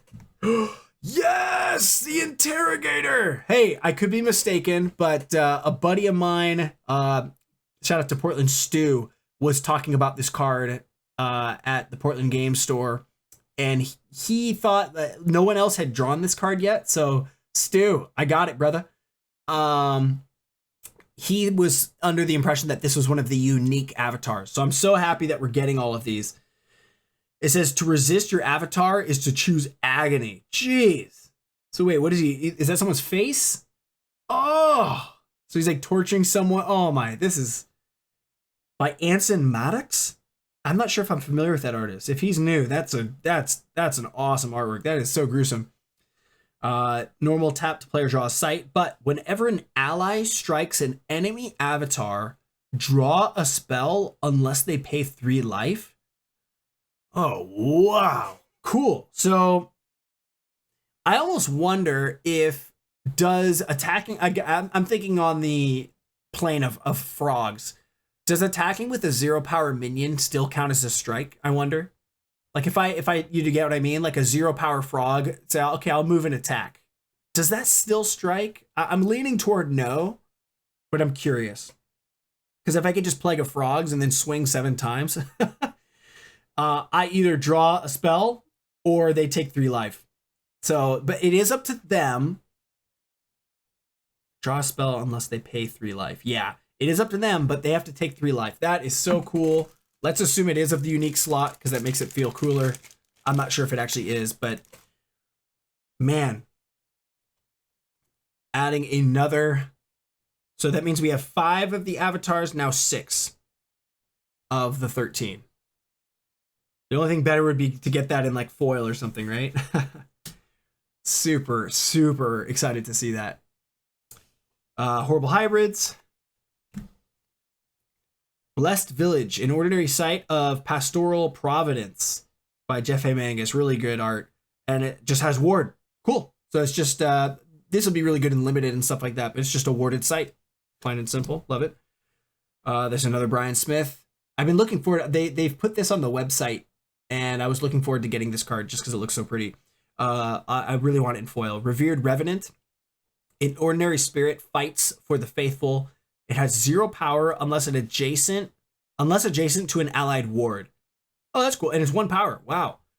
What power death takes, divine purpose. What power death takes, divine purpose returns. Wow, that's awesome. So it has to be near a ward. So you're playing a deck like the previous, well, there you go. Play that and they get a 3 power guy.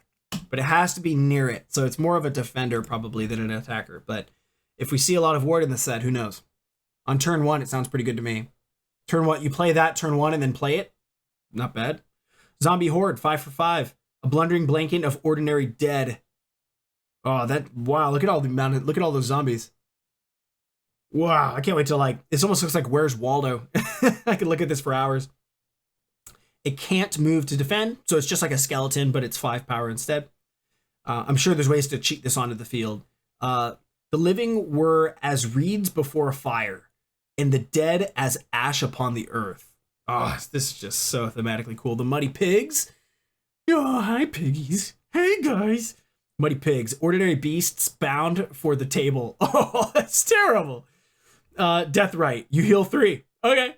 So you get in pigs, they attack, they die, you gain 3 life, and then it says Well Marbled Contentment by Alan. Oh man, it's sad, but it's cool. Entombed, really cool artwork. Was looking forward to this one as well. Another Brian, a lot of artwork by a lot of these artists, like Elvira and Brian Smith. An ordinary undead trapped beneath. It's so creepy. Almost looks like the scary stories to tell in the dark kind of art. Do you guys know what I'm talking about? The book that haunted us as children, at least. Yeah, I mean, most people playing Sorcery are probably of my age group, right? Or yeah, older guys. It has burrowing and it must be cast burrowed. Oh, so it's similar to the sunken zombies or whatever it was called. The soil split and the ground gagging gave up its grudge. Ugh, that's awesome. So 2 for 3 power for 2 mana. Vandal Imp. 2 for 1 power. An ordinary demon flees the scene. It says Genesis, destroy a random artifact. Huh. So if there's only 1 artifact on the field, you get to destroy it. That's pretty good. Imp's perfect, plausible deniability, and implausible destruction. Oh, another art that I really want in the full art, and it's an ordinary, so I'm sure we'll get it at some point. Return to nature. Ordinary magic preserves the natural order. Return up to 3 cards from a cemetery to the bottom of their decks, and then you draw a spell. Cool. So it's Graveyard Hate. And you get to draw a spell. So worst case, you don't even need the Graveyard Hate. You draw a spell for 2. That's always pretty good. Bone to Blossom. Sorrow to Simple Soil. The Earth Accepts All. By Heidi Tylifer. Really, really cool art. A Drew Tucker. Ignited. 3 power for 2. Ordinary undead given to flame. It has charge and then it dies at the end of your turn, but it gets in for a big hit. Necromancy's Spark meets Pyromancy's Spite. Ooh. Den of Evil. An ordinary site with foul creatures about in air. Genesis. This turn, the next evil cast to the site costs 1 less, ignoring threshold. Cool. And a makeshift barricade. Okay, gets to chicken. An ordinary monument for the chicken-hearted. If 1 or more allies here would take damage, prevent it. If the damage was 3 or more, the barricade breaks. Oh, that's cool. That's cool. One or more allies here, so it has to be on the here. Fear and Fury and Furniture is what it says. More jokes, more jokes. All right, 3 more packs before I have to head to bed here. Jeez, I worry this is gonna end up being like a 3-hour video, but so be it. You know, first unboxing of a new set. If it has to be 3 hours, sorry, not sorry. Deep Sea, an exceptional sight of Abyssal Brine by Brian Smith, and it's the double water. So if I'm going to be needing a bunch of water threshold, this could be potentially good with the Island Leviathan. And it says weight of water, weight of eons, weight of wise, best left unsounded. Oh, that's so sweet. And I think that's like a ship down there. I think that's a ship, just to give some like scale context. That's just is so in the depths. That's awesome. Those Who Linger, whoa, by Pedro Ferreira, a dwindling host of exceptional undead. Deathrite, summon a ghoul from your collection to the site, and it has Deathrite. It has Deathrite summon a skeleton token to this site. So that's interesting. So this dies, a ghoul comes in, and then when that ghoul dies, it summons a skeleton to the site. Okay. Fewer and fewer answer the call, but still they abide. Weird. Very creepy. And a clear Ian Miller art. Again, he has a very unique style. Very specific style, though. Gibbous Night Gaunts, sorry. 3 for 3. It has Airborne and Voidwalk. Exceptional demons wade into night. So more Voidwalk and Airborne for air. Very cool. And our rare is a Corpse Catapult for 5. Look at that. Oh, it's made of bone catapult, throwing the corpses of some demons. Creepy. An elite weapon and Dead Reckoner. It says tap the bearer and another ally here. That's always difficult. That's like the ballista in beta, which you never see. But let's see. You tap the bearer and another ally here, and then banish a dead minion.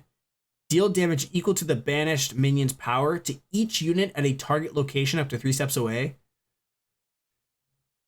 Yeah, I don't know. In the right deck, it might be good. It's an elite. We'll see. Accursed Desert. Whoa, look at that. There's like a zombie like with one arm like slowly crawling across it. And then there's like a skeleton. And there's even a pentagram in the sky. Whoa. This has a lot going for it. That's really cool. Emil Idzikowski. Accursed Desert, an ordinary site seared by sun and sin. Genesis, break nearby wards. Very cool. Martyrs of Tomorrow. Ordinary mortals stay true until death.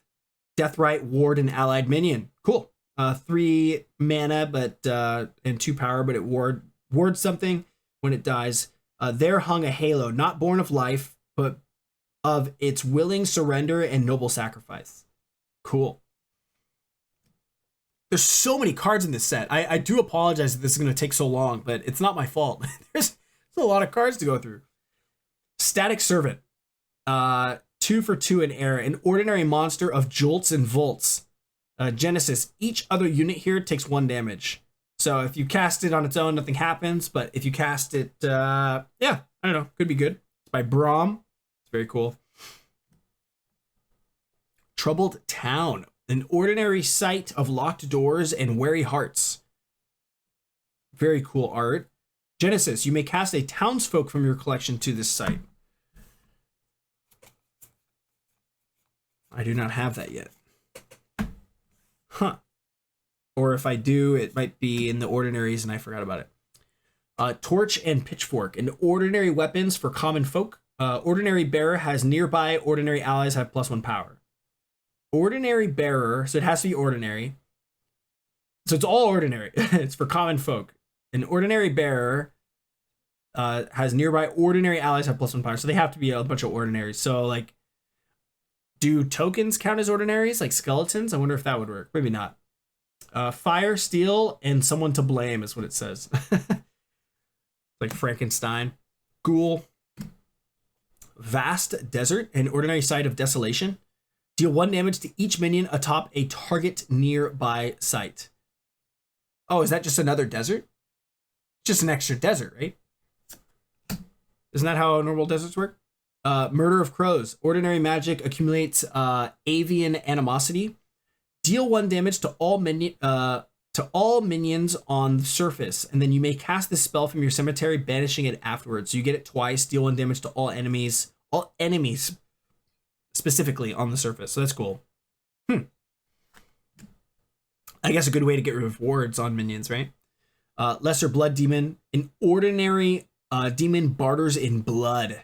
3 power for 2. It has Genesis, lose 2 life. So you have to pay 2 life, but if you might have a deck that actually wants that, perhaps.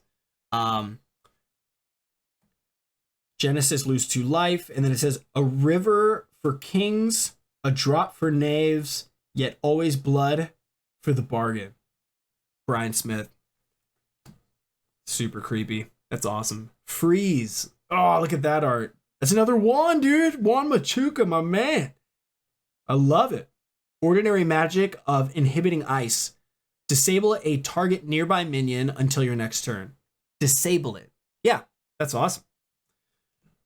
And then another makeshift barricade. 2 more packs, and then I gotta go to bed. I want to stay up and open all these, but well, I'm old. I'm not gonna stay up past midnight. I'm not doing it. We have plenty of time to open these. Fallen Angel. 3 power for 4. What does it get us? An exceptional angel cast off its grace by Braum. It's airborne, and nearby allied demons have +1 power. Cool. So good for a demons deck. Necropotence for 1. Exceptional magic is larger than life. And you give a nearby allied undead +3 power this turn. Cool. So give a skeleton +3 power to get in for a kill, perhaps. Oh, that's a cool Braum. Look at that. Intrepid Hero. 3 power for 3. An exceptional mortal and army of 1. Lethal to evil is what it says. Interesting. No banner but blood. No ally but resolve. And our rare, we get a Mazuj Ifrit. 4 power for 3. An elite demon scorns its master. It says airborne. At the start of your turn, you lose 2 life. What? I mean, 4 power airborne is good for 3 mana, but to lose 2 life every turn? Okay. Guess we'll have to see it. Oh, guys, are we getting more frogs? Are we getting more frog sites in our water decks? Please. I hope that's what this is. Drew Tucker, one of my favorites. Croaking Swamp, an ordinary sight, and Ribboning Ruckus. It says Genesis. You may pay 1 to summon a frog token here. Love it. Love it, love it, love it, love it. Yes, that's awesome. And it's an ordinary. Yep, I'm certainly making a frog deck to some effect. Plague Rat, 1/1 for 1 and has lethal. It's an ordinary beast of bubonic bile by Braum. That's great. Slimy Mutants. You guys might hear my son here. He's sounds like he woke up. Mom's gonna go check on him. So you might hear a little guy in the background. For 5 mana and 4 power, Slimy Mutants, ordinary monsters with far too many teeth, is what it says, with an exclamation point. That's awesome. It has Submerge. And it says, for 3, transform an ally with Submerge. And it says an ally, so you could probably do it to itself. For 3, transform an ally with Submerge into Slimy Mutants from your hands. Oh, so you wouldn't want to do that. But frogs. So this goes in the frogs deck. You have a frog anywhere, and then you can pay 3 to transform it into a 4 power monster. That's beautiful. That's what I want to see. It says the little croaking frog was gone, unconscious of the carnage done. Hellhounds, Desecrator Kite, 1 power for 1, an ordinary monster of frightening flight. Kind of looks like Alien or something. Airborne, at the end of your turn, it deals 1 damage to this site. That's cool. So get it on an enemy site, and it just keeps hitting them for 1, like those the larva. Cool. Sarava Townsfolk. It says ordinary mortals dream of kinder shores. It's 2 power for 1. I mean, that's it's always good, right? In limited or something. I don't know. Good value. It says rest and remember, for here the waters carry both sorrow and hope. Okay. Now there was another card that said something about townsfolk. Does this count as a townsfolk? Are there multiple townsfolk like in other colors? Maybe that's what it was, because we saw one, and I think in Air or Earth, it was like the name of a town, townsfolk. And there was another card we saw that like a townsfolk can be summoned here or something to, I can't remember now, but maybe that's what it was referring to. Ravenous Werewolf. Oh, we've seen that. Yep. Search Party. Oh, that's a cool Matthias Frisk. That's a cool art. Kind of creepy. They're going into the depths. Ordinary mortals leave none behind. It has 3 power for 3, and it has +1 power for each search party in your cemetery. So again, Earth wanting stuff in the cemetery. So, and then that's okay. Thematically, that's super cool. So this goes in the graveyard, and then another search party comes in looking for it, and it's stronger for it. And it becomes, then it's a 4/4 for 3, and then a 5/5 for 3. That's cool. For every soul the darkness claims, 2 more fools take up the search. Oh, that's great. Novice Necromancer has 1 power for 2, and it's an ordinary mortal that makes his first friend, and it's a spellcaster. It says Genesis, summon a skeleton token here. Cool. So you get a spellcaster for 2 that creates a skeleton. Sounds like it could be pretty good. An unrefined craft practice on uncritical subjects. Oh, jeez. And smite. All right, the last pack for the evening. Again, no difference for you guys unless I decide to chop this up into multiple videos because this is getting long. This is only 1/3 of the box? Oh my gosh. Maybe I will upload this in separate videos. We'll see. That's crazy. And I bought a few boxes, so the next few, you know, as we open other boxes and I'm more familiar with the set, they will go much faster than this, of course. All right, Order of the White Wing. This will be the last pack for the evening. Thanks you guys for hanging out, and I'll be back in the morning. Shouldn't make any difference to you guys, though, watching the video. Order of the White Wing, 3 for 3 in Earth. Exceptional mortals, keepers of the faith. It has Ward. If a minion would be summoned nearby and it wasn't cast from your hand, banish it. Oh, so it prevents them from summoning something nearby this creature. That's cool. The younger the faith, the fiercer the devotion. Dredge in water, a Brian Smith if I ever saw one. That's so cool. It looks a lot like the neck, like kind of that stretched look. I really like that. And the Brian Smith, it has it's just like this creepy stretching, like of the sleeves of the Necromancer. That's really, really cool. That Necromancer should be in a sleeve, by the way. I'm sorry. What am I doing? There we go. Dredge. Exceptional magic catches more than fish. It says surface everything at a target water site and summon 2 skeleton tokens there. Huh. All right, I don't know. Yeah, I don't know a lot of use case of like surfacing things, but getting 2 skeletons doesn't hurt. That's cool. All right. Got our rare after this card here. Bind Evil. Exceptional magic of chaos, neatly knotted. That's awesome flavor text. And another, Brian put out so much art for this. Disable a target nearby evil minion until an adjacent spellcaster taps to release it. Wow. So from any spellcaster, I disable an evil thing. It sounds like the spider, right? There was that spider tarantula card that we saw. It's basically the same idea. And our rare for the evening, final one. We get a Sinister Pond. Oh, I was like, what's so creepy about this art? It's, if you look at the reflection, they're like dead. Ah. Dropped a card. Okay. It is in water though, so let's see if I want to play it. Sinister Pond, an elite site of deceptive tranquility by Elvira.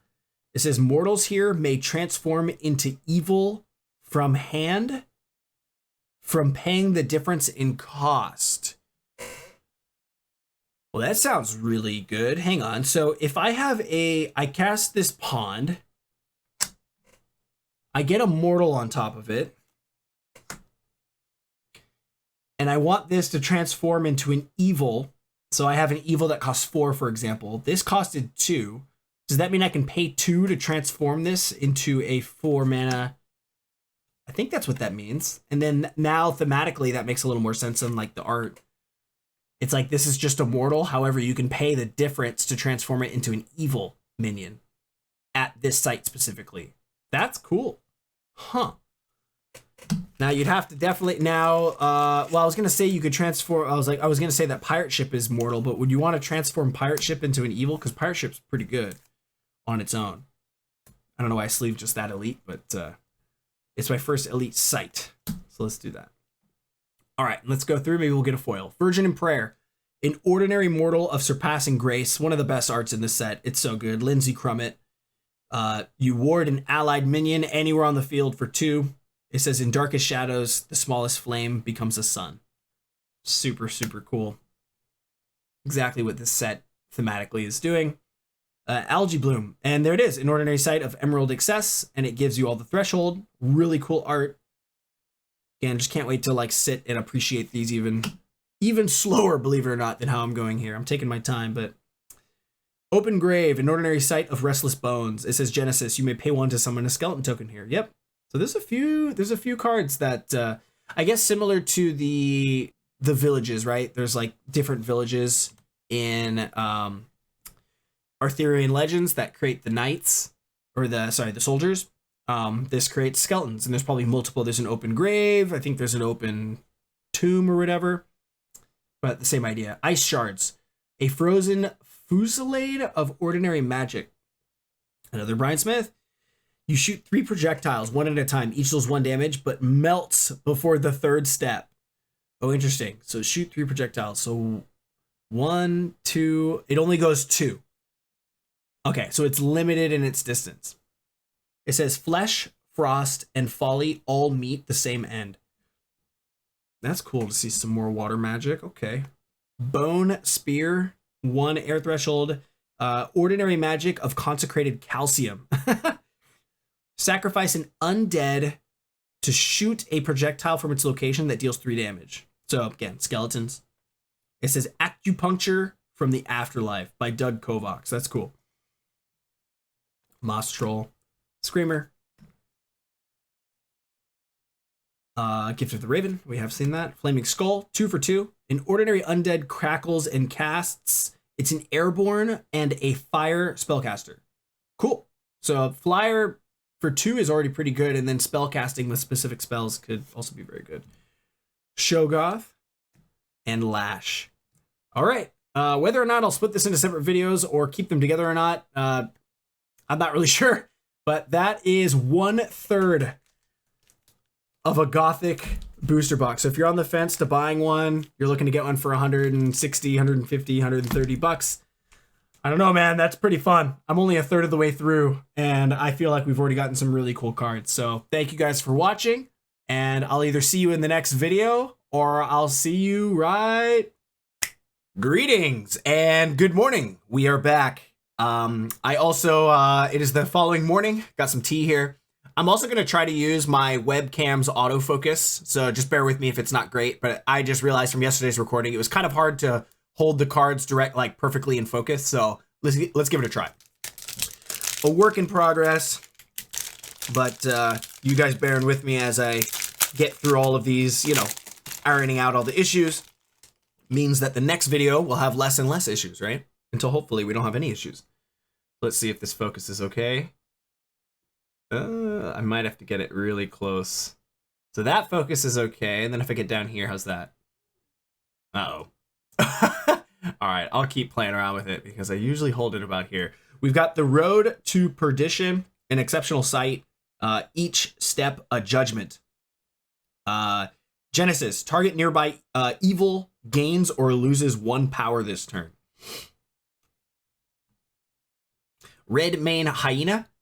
It's an exceptional beast of indescribable or indiscriminate hunger. Just checking the camera here. How we doing? Yeah, this autofocus might not be the best idea. Because if I go like this, it's okay. It's looking for a face, right? Like, you know, I get it. Yeah, this might be annoying. Okay, autofocus is coming off.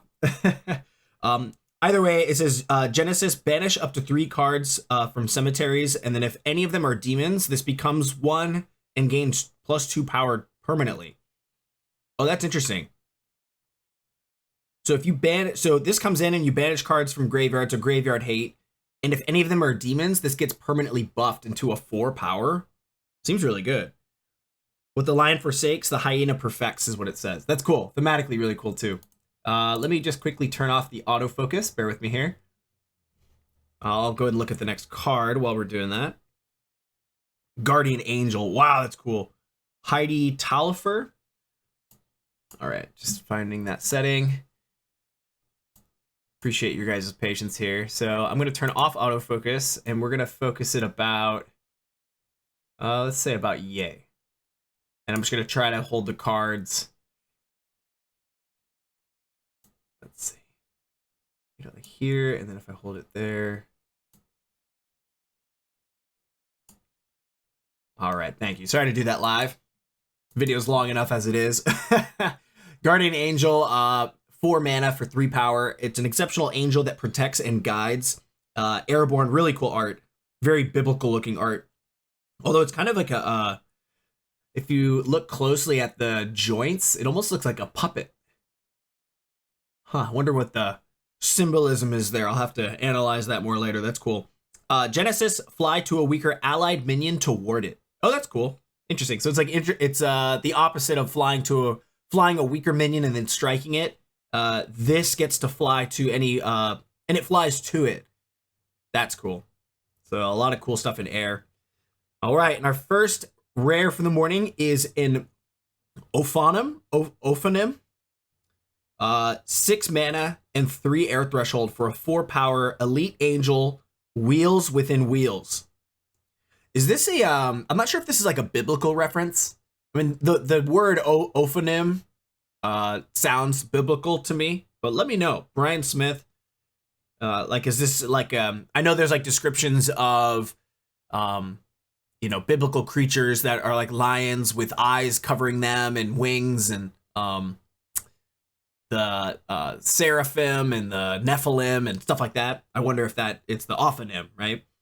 It has airborne, movement +1, void walk, and ward. Oh, that's cool. If you can cheat this out, even just playing it, that seems like a powerful card. Just has a lot going for it. That's really cool. And hey, look at us. Ooh, we got a foil, but we're familiar with enough cards that we can kind of speed through it a bit. And our foil. Ooh, a foil elite. Very nice. Wow, check it out. That's pretty. So it like foils everywhere but the gravestone there. The eyes foil as well. That's cool. 3 for 3. A lot of stuff in air. Man, we got to build an air deck. I think I'm going to build a mono air deck too. I'll have to pick up an avatar of air now. Uh-oh. It's going to cost a couple $100. It says, try not to scream near this elite spirit. It has airborne, and whenever an enemy casts magic, the Geist steps closer and then strikes if it... Wow. Still waking up here, but then strikes it if it... What? Strikes it if adjacent. Sorry. You expect to see strike it if it is adjacent, but they clearly, you know, try to use as little text as possible. So whenever an enemy casts magic, this takes a step closer and then strikes it if adjacent. So that's cool. If they, yeah, it says try not to scream. So you get this on the field, and every time they cast magic, this becomes a threat that's going to just move closer. That's awesome. Let's get that into a sleeve really quickly. Yeah, I appreciate your guys' patience on this one if you're still watching. I know it's a long one. In the future, if this deems to be like this 3-hour opening of a new box of a new set is like just too long, we do not have to do it in the future. But, you know, with a new channel, it's always worth trying something once. And if no one likes it or people give some comments and say, yeah, maybe just go a little faster or whatever, then we'll do that in the future. How else will we learn, you know? For 3 and 4 power is a hollow one. from Michael Nagyapal. A pitiful shadow of an exceptional undead. It's really cool art. And it says, disabled until a mortal or beast dies nearby. So I guess in a mortal or a beast. So like in some sort of, I don't know, a sacrifice deck where you can guarantee that you'll be able to kill one of your own things. Or one of theirs, I guess. But probably one of yours if you specifically need beasts or mortals. Anyways, it says, regret is a poor substitute for blood. Damn. All right. Fatality. Oh, I was hoping to find this. Yeah, it's I didn't realize it was dual threshold, but it's air and fire. Finish them with this exceptional magic. Kill target wounded minion. So you ping them for 1 and then fatality them. That's cool. Undead ambush. Exceptional magic of grave surprise. Summon a skeleton token to each other site adjacent to target enemy. Adjacent to target enemy. So that's not your opponent, right? It's like an enemy on the field. As opposed to an allied unit, it's an enemy unit, I would imagine. Summon a skeleton token. Yeah, so there's and it's an ambush. So that makes sense. So they have like 1 minion here that's kind of a threat. I cast this and I get 4 skeletons right on top of it. That's cool. Shortcuts through graveyards never end well is what it says. And our rare, we've got an Infusion Factory by Ian Miller. An elite site of calculated creation. Oh, that's cool. Looks really creepy. Adjacent artifacts are automatons with 2 power and their own bearer abilities. They're automatons with 2 power and their own bearer abilities. I don't actually quite understand what that means. I'm gonna have to look that up. Its own bearer ability. So they get the bearer. So they're automatons, and then they gain the abilities of their. Okay, I'm gonna have to ask about that. If anyone happens to know, I don't quite understand what that means. We're gonna have to look that up. Is it that like if it's a minion that already has its own ability? Whoa. Foil. Hey, in the haystack. That's cool. And it's an exceptional. This was in the trailer.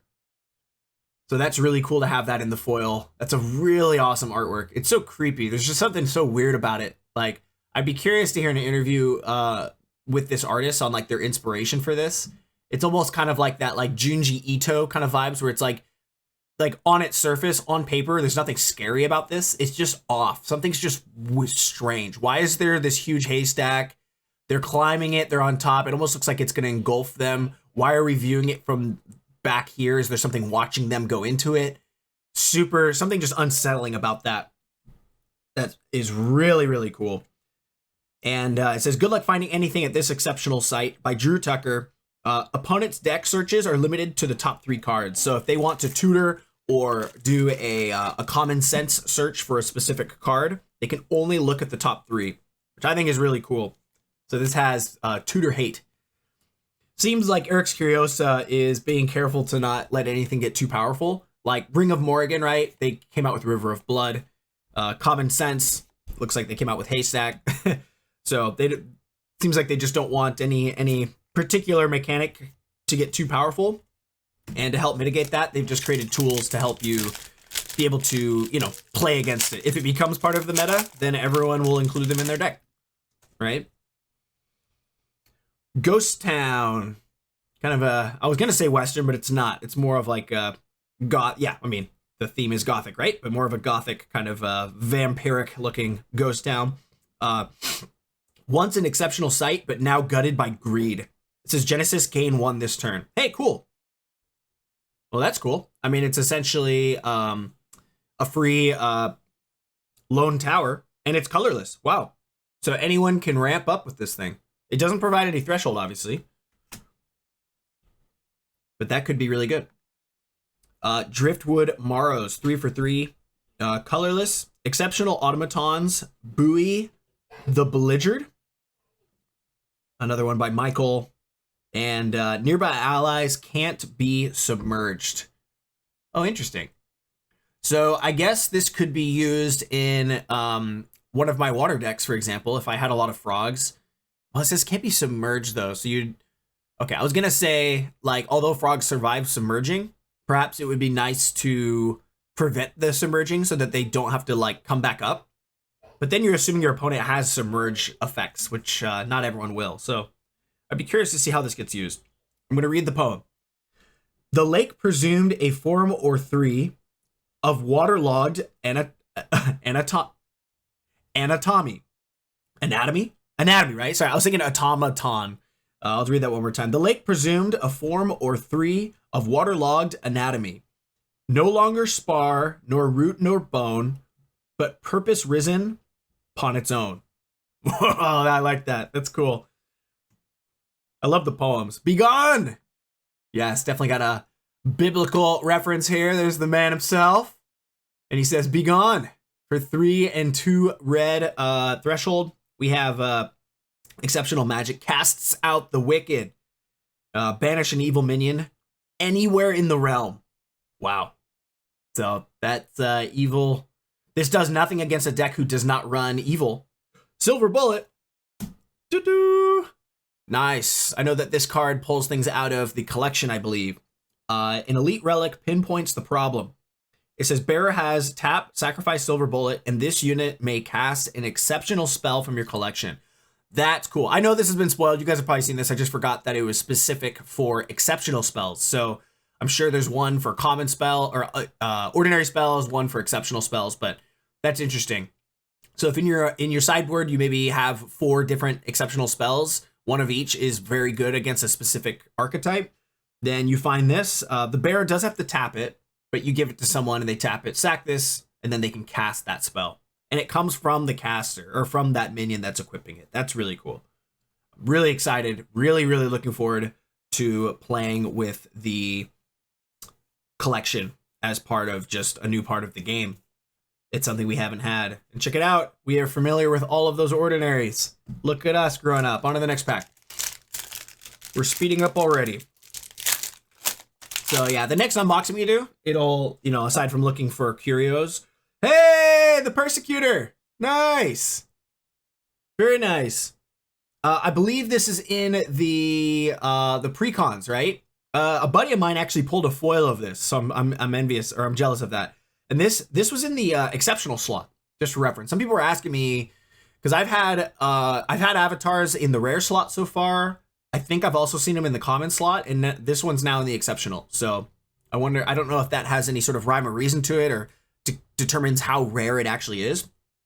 It has 2 power, and then once on your turn, he may take a step toward the closest evil, or you can brand an enemy so that your cards treat them as evil this turn. So that actually makes a card like this much more usable, because it says once on your turn. It's not a tap ability, so I can just be a Persecutor or brand an enemy, and it says any enemy.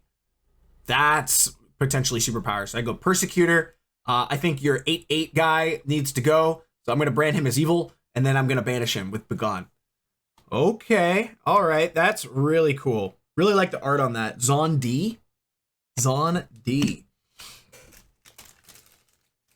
I'm going to pull out a stack of sleeves here so I can sleeve things a little quicker. Nice.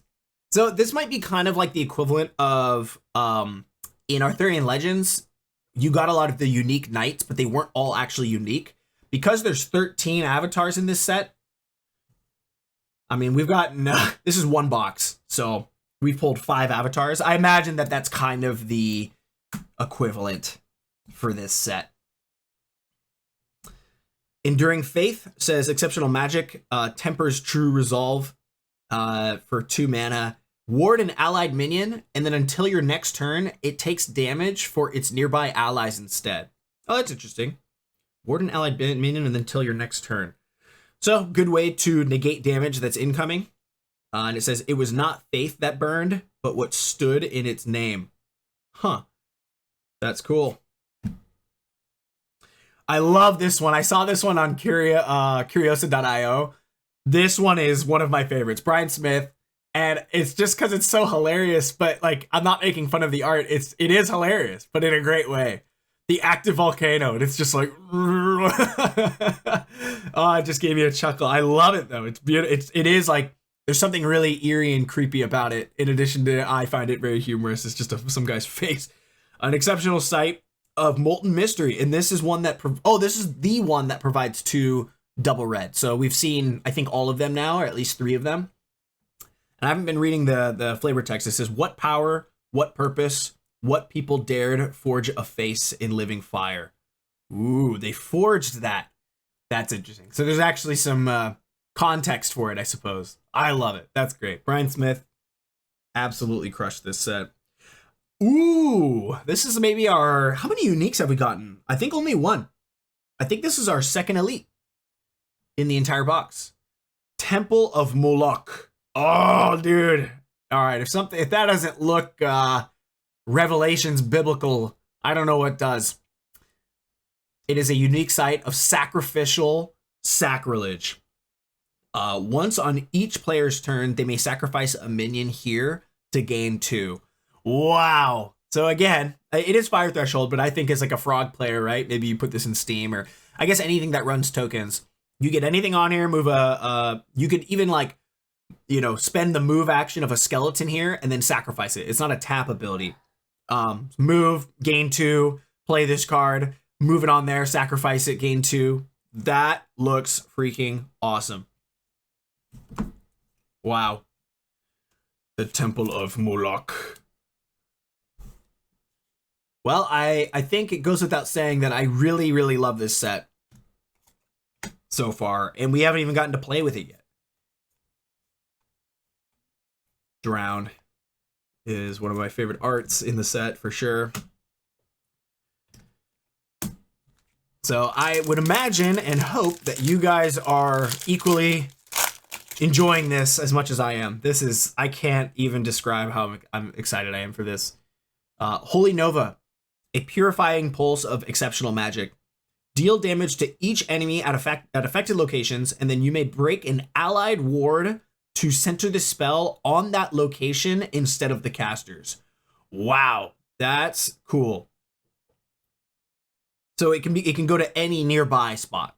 So you cast this, and I say, you know what? I actually want the 3 damage to happen from the corner. So I'm going to sacrifice a ward. It's going to start there, and then deal 2 to the adjacent, and then 1 to the corners. That is really interesting.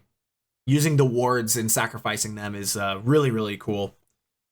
Really excited to see that. Ooh, that's pretty gruesome. We have Flagellant. Not flatulent. Flagellant.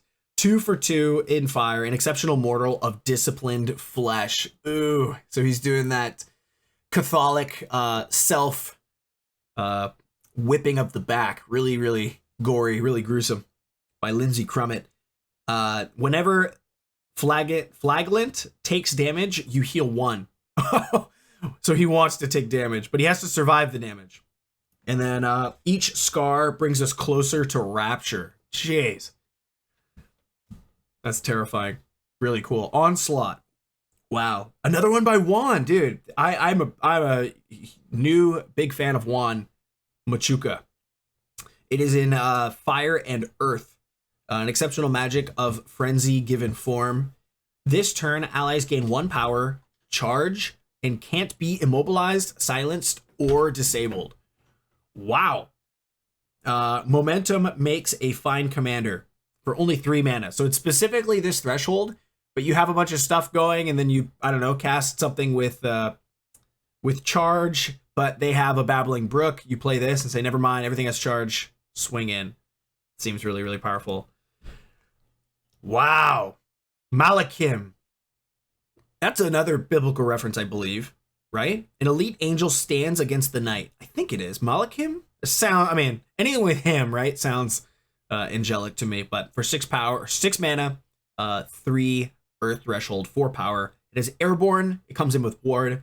And at the end of your turn, you untap him. Oh, wow. That's cool. Being in a single color. That's really cool. That seems very, very, very powerful. It'll be interesting to see the evil versus the angels. Blessed Village, it comes in warded. Very nice.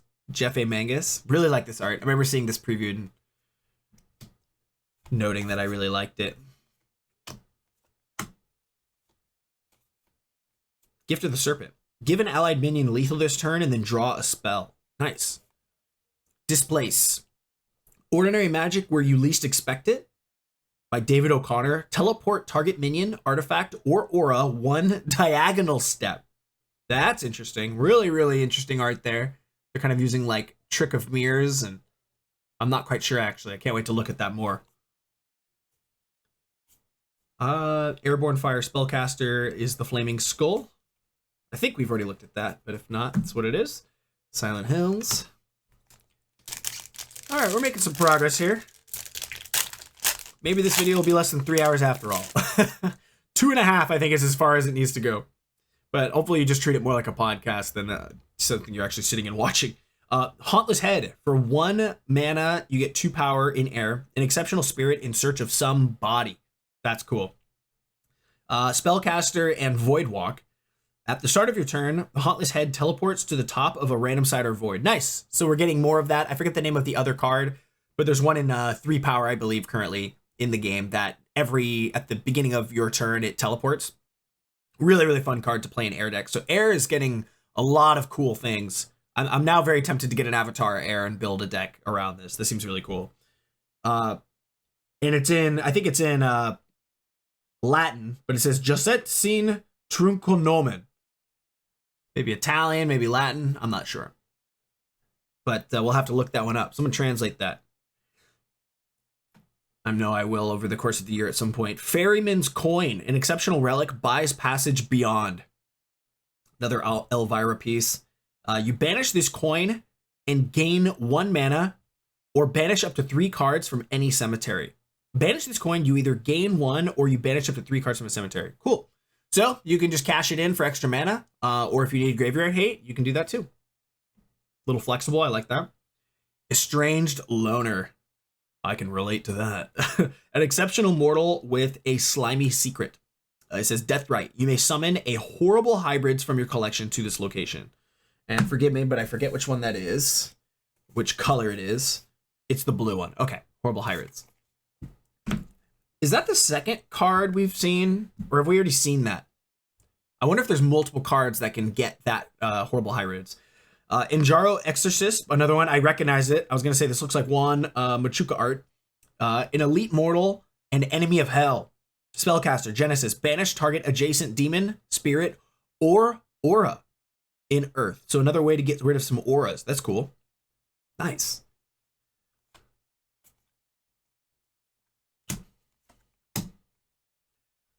Swamp. Believe we've seen these. Yes, we have. Cool.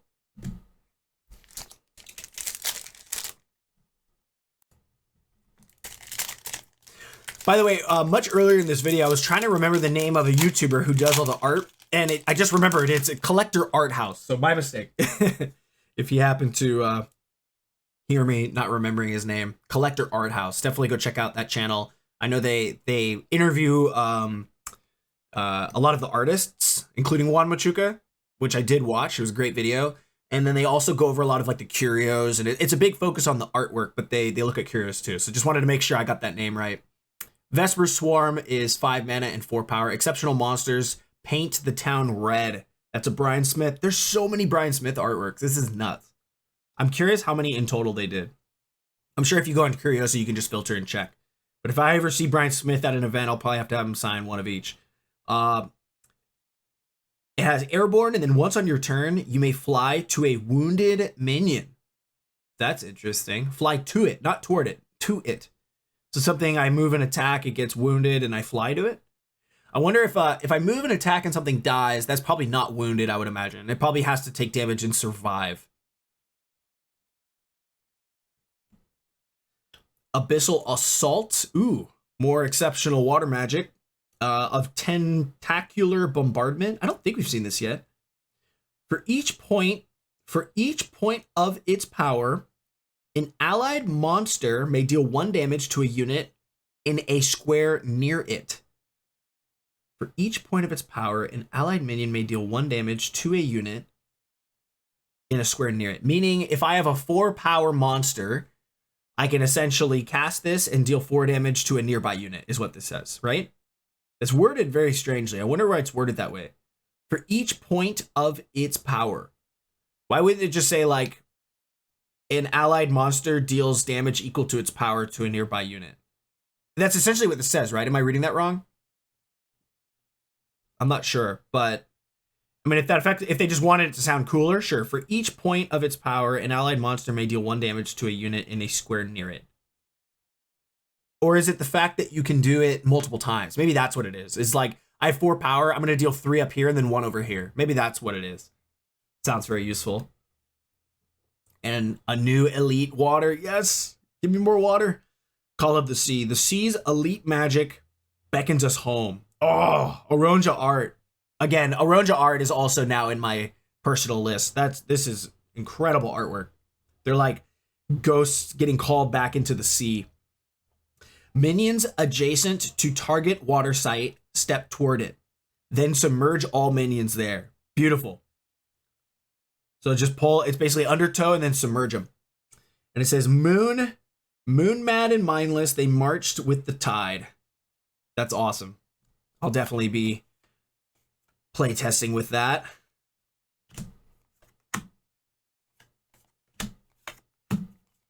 And look at us. Believe it or not, we're picking up the speed, picking up the pace. And we're not even trying to rush it. We are just naturally getting better. Whoa! Yep. So I think these are equivalent to knights essentially, but I haven't gotten duplicates, which I'm really happy with. I really hope that Eric's Curiosa strategically tried to, like, okay, if we're gonna put 6 avatars in a box, make sure they're not the same. That might not be the case. Of course, you might get foils and stuff, but we haven't got a single duplicate yet. And we got the Savior, which I think this is one of the ones. I should probably just check. Yeah, we have in the precons, it's the Necromancer. I'm actually just going to make like a pile of the alternate art ones that we already have. The Persecutor, Necromancer, Persecutor, the Harbinger. Okay, so I've gotten one of each.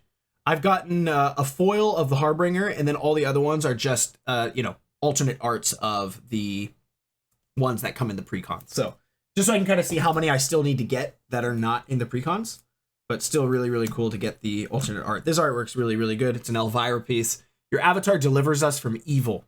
And it says you can pay 1 to ward a minion that was summoned this turn. That's awesome. That's probably really useful. Play a minion, pay 1, and just playing with wards and sacrificing of wards. And that sounds really cool. Nice. Again, in the exceptional slot. Exceptional mortals held aloft by faith for 5 and 4 power. It has ward, airborne, and it has airborne while warded. So this is one you'd want to play in a deck like the Savior. Very cool. Bull Whip. An exceptional weapon enforces hierarchy. Damn. And then once on your turn, the bearer may deal 1 damage to target adjacent minion. Once on your turn, the bearer may deal 1 damage to target adjacent minion. Cool. So it's just going to slap him for 1 every turn. Forgotten Tomb. Oh, this is the elite. My bad. Elite Sight honors a long lost past. Genesis. Search your top 5 spells for a minion to discard and then bottom the rest. Yep. So Earth wanting to discard specific cards. Seems very good. I think we've seen Open Grave. Just pay 1 to summon a skeleton. Just love the hand-painted art in Sorcery. Who doesn't? But man, how lucky are we? Desert Bloom. It's the mana fixing in the red, or the threshold fixing rather. Oh, what's this? A Cursed Tower. Break nearby wards. I think we've seen that already. Blessed Well. I don't think I've seen this one yet. An Ordinary Sight of Softened Sorrows. Says it just has ward. Okay. So there's a ward in every color, and that's the one for water. I mean, really, like, how blessed are we? You know, we just had Thanksgiving. I'm thankful, aside from the obvious love, my family and my life and my loved ones. In Thanksgiving for my hobbies, I'm so thankful for Sorcery. I think we have seen this. An ally flies to target weaker minion and strikes it upon arrival. Yes, we have. Seems really good. Accusation. Kissers of Wounds. I saw this at the game store and thought it was just so creepy. This person's wounded and and he's like standing up. Or is he laying down? No, it looks like he's like strapped to a table standing up and everyone's coming up and kissing him. It's so weird. Elvira, exceptional mortals of intimate compassion. Oh, it's just something creepy about it. Genesis, ward a wounded minion nearby or you heal too. I love the flexible cards. Not that we want them to be so much like Magic, where they'll have like, you can do this, or you can do this, or you can do this, or you can do this, where it's like too much. That just being like, well, I don't need to ward right now, so I'm going to heal 2 instead. I think that's nice. All right, Blade of Thorns. Have we already gotten this? I think we have. No, I think I saw this at the game store. Sorry, forgive me. It says the bear has +3 power, but it can't drop this weapon. And its controller loses 2 life at the end of their turn. So this, I feel like this would be really good like on like a battle mage or something like that, where it already has, 3 power. So now it's a 6 power guy. Yeah, you're taking 2 every turn, but if you can heal, if you can, maybe you want to be taking life. Sewer rats, maybe cast under any sight, burrowing and submerge. Oh, that's cool. So it can be burrowed under any sight. So even your enemy's sights. Plague Rat has lethal. Very cool. Forgive my son's toys going off.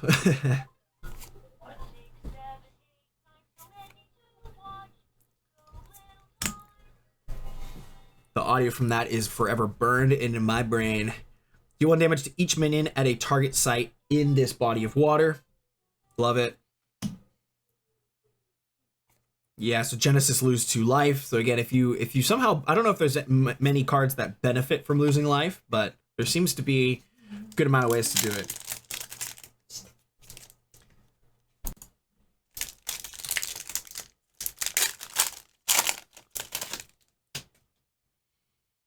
Harkening Kraken. This looks cool. An exceptional monster, all arms and ears. By Braum. Submerge and then maybe cast Submerged. Must be cast Submerged and costs 1 less for each enemy in its body of water. That's cool. So if you're playing against I keep thinking skeletons, but I'm just thinking Gothic, right? Let's say they even have 2. This costs 4 mana to play a Submerged 5/5. That's cool. It must be cast Submerged though. Sensu of the Fang. Which Sensu, I believe, is Japanese for the air fan. My wife is from Japan. I'm sure she can. Yes, that's what it is. An exceptional relic of villainous winds. The bearer has +1 power and is an air spellcaster. So it doesn't give them airborne, but gives them air spellcasting. Interesting. For only 1. The Sensu. 4 fat frogs. I think we've already seen this, but this is still so awesome. Elvira. An exceptional magic calls croaking chorus. Maybe we haven't seen this yet.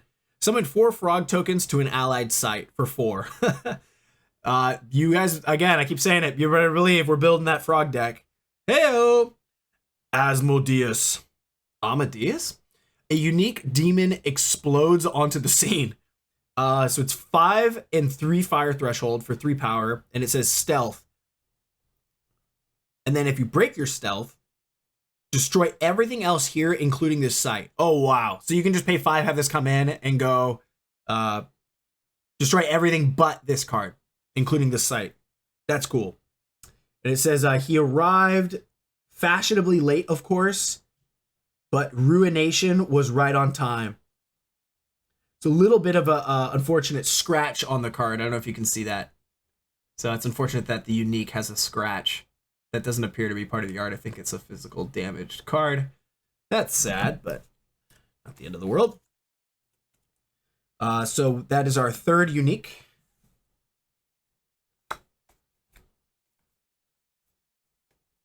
All right.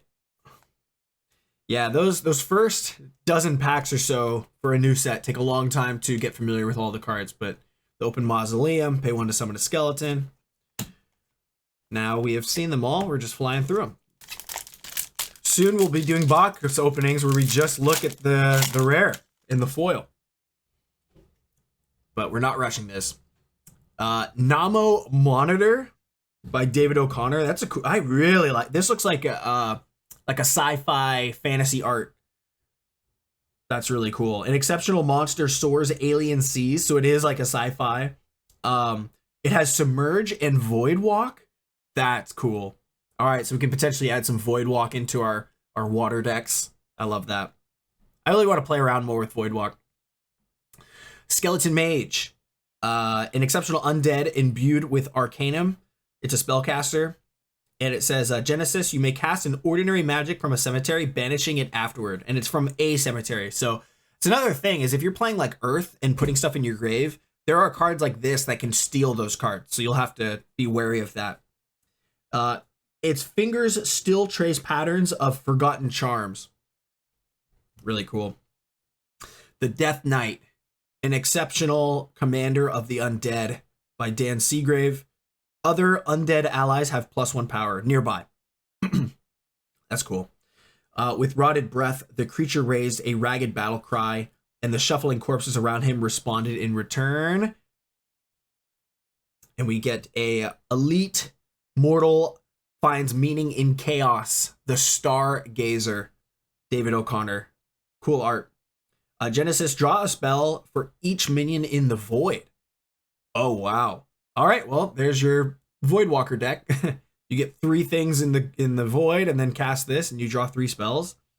The shapes we see in the stars are more than just stories, is what the flavor says. Very cool.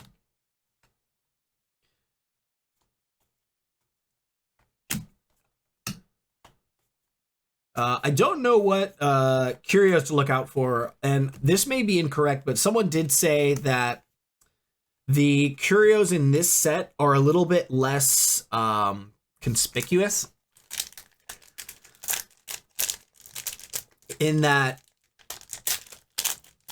they're a little more obvious, but that was just one person saying that, so I don't know if that's actually true. I don't know if we've opened this yet. Consecrate. The land is graced with exceptional magic. I have seen it though, but we'll just read it. An ally wards its sight and then may transform it into a consecrated ground from the collection, which I think this came with. So it turned, that's a desecrated ground. Oh, it's double-sided. I didn't realize. Oh, that's cool. Consecrated. Evil has no power here is what it says, which, like, flavorfully that sounds cool, but it also explains exactly what it is. They have 0 power. So evil minions have no power here. An exceptional sight that reflects God's grace. That's great. That's really cool. So it wards its sight and then turns it into that.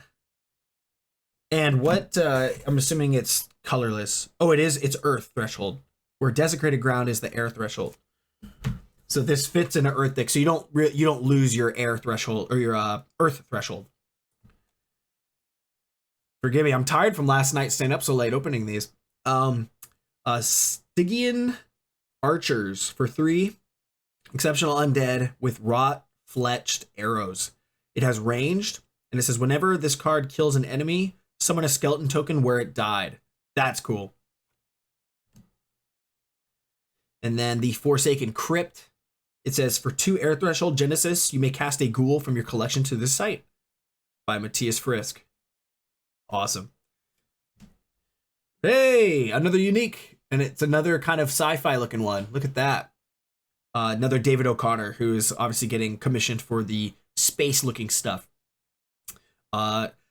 Defiler Spire, a unique site, Heart of the Infestation.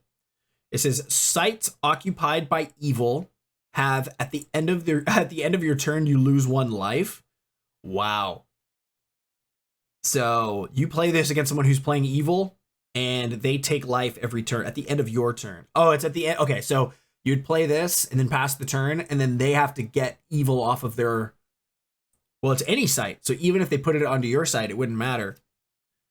At the end of your turn, you lose 1 life. Really, really cool art. Would love to see that in a foil someday. Oh, and it's a site. My mistake. I thought it was a minion. It's a site in air. That's cool. Yeah, you'll forgive me. I am pretty tired. I didn't really fall asleep until like 1 last night because of us being up. Have we seen this yet? I don't think so. Shoot a projectile that deals 1 damage, and then you may cast this from your cemetery, banishing it afterward. Maybe we have, but I maybe forgot. I don't think I've seen this, though. Snally Gaster, 3 for 3 power. In Ordinary Spirit of Spectral Speed, it has movement +1 by Braum. Nice, simple and clean. Detonate. Destroy a minion or artifact that you own or control. It explodes, dealing 3 damage to each unit at its location. That's cool. So again, for your own skeletons or frogs or whatever. I've seen that. It's interesting to see that they just added more deserts to the game. They're just more deserts.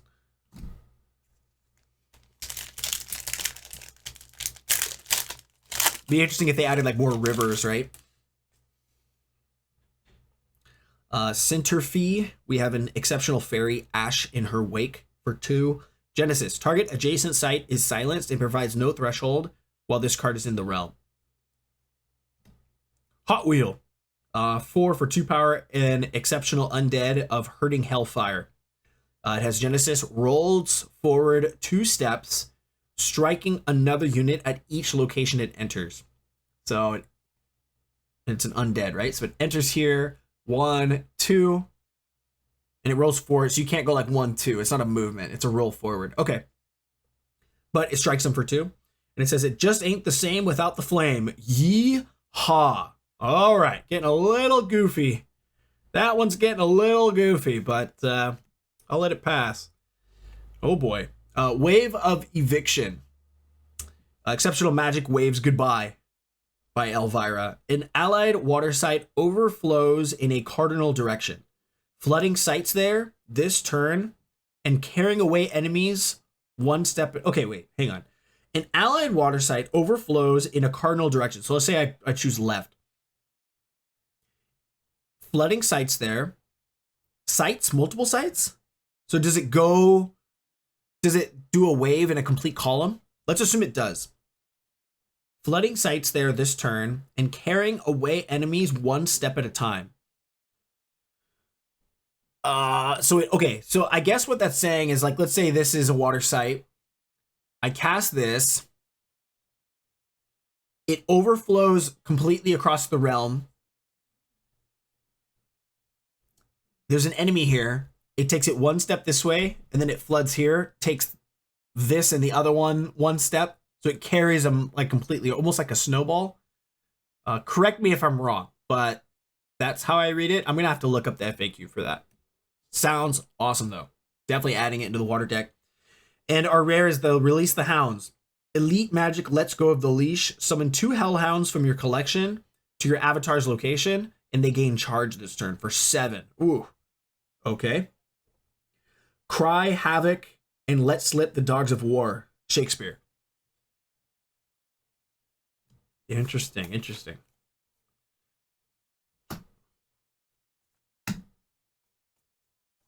Hey, we got a foil Desecrated Ground. So it's not that's interesting. So we have the token version that came with the box. That's double-sided. So that's like the default token. And then this is just its own card.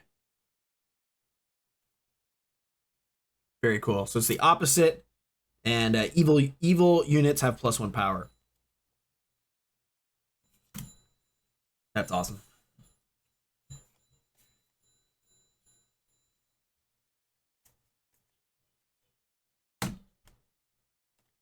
You can probably hear my son banging his bell. By the way, 1, 2, 3, 4, 5, 6, 7, 8, 9, 10. We still have 11 packs to open. Just want to throw that out there. If you're on the fence on buying a booster box, like, is the value that you get out of it worth it? I can't say. However, the enjoyment is certainly there. This is so many packs to open. I love it. For water and air, scatter. Exceptional magic and precipitous push. Push everything at target location 1 step, 1 at a time. So, okay, so when it says 1 at a time, because we saw that on the other one, at least on this one, it makes a little more sense. If there's like 4 things on a certain site and you say push them 1 at a time, I can push one this way, push one this way, push one that way, right? I think that's what that means. But for this one, an allied water site overflows in a cardinal direction, flooding sites there this turn and carrying away enemies 1 step at a time. I Still don't really fully understand that, but hopefully the way I'm thinking of it is correct. Failed Mutation, an exceptional monster and arcane accident by Alan. It can't be targeted or damaged by magic, and it's 4 power for 4. In the womb of naked ambition, monstrosity often quickens. That's cool. Witching Hour by Emil. Exceptional magic of moonlit mischief. Emil Idzikowski. Your evil spellcaster and spirit allies gain airborne and +1 this turn. Your evil, your spellcasters, and your spirits. They gain airborne and +1. So it definitely goes in the air deck. Really cool art. Witching Hour. It says Midnight Bells toll, but not for thee. Here we go. Into the Abyss. Elite magic for them that don't mind the dark. Submerge a target minion or pull it into a void it's adjacent to. Well, there you go. Definitely playing with that. Like, yeah, I'll kill that, and or I'll just pull it into the void. So this is great because although I'm playing water, if they're on a site that cannot be drowned, or, where they can't be submerged or drowned, you just pull them into the void instead. Dig deep enough and you'll, it says, dig deep enough and you'll either find something or be something. That's cool. Oh, and that's an elite magic. Wow. Okay. I'll definitely be experimenting with that.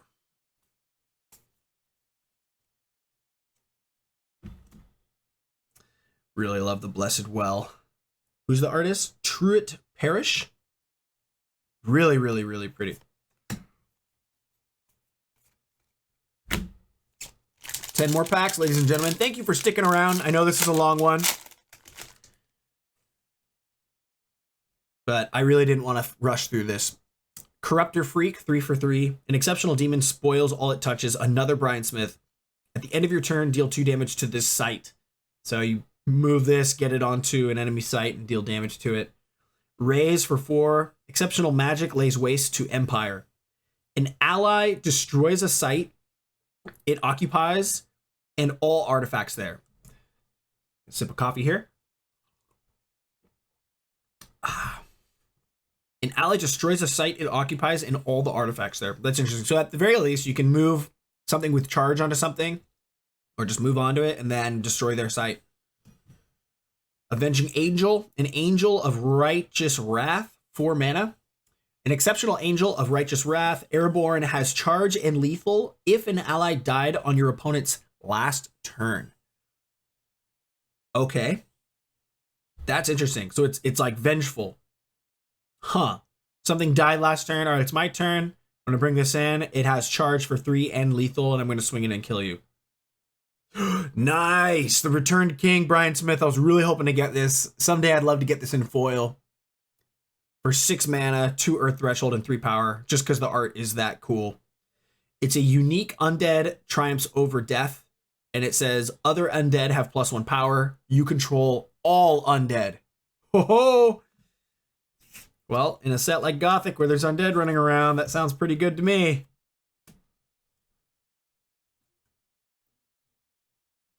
That's so cool. Nice. Honored to have that as one of my uniques. Very, very cool. 2 Sea Witches in a deck. Is there, or in a pack, is there a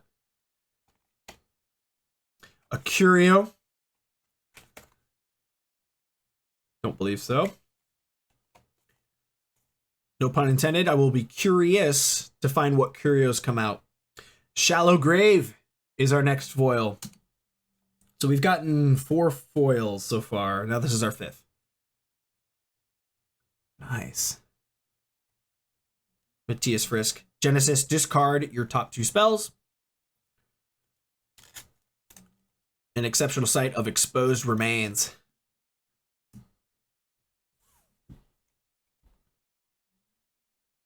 Very, very cool.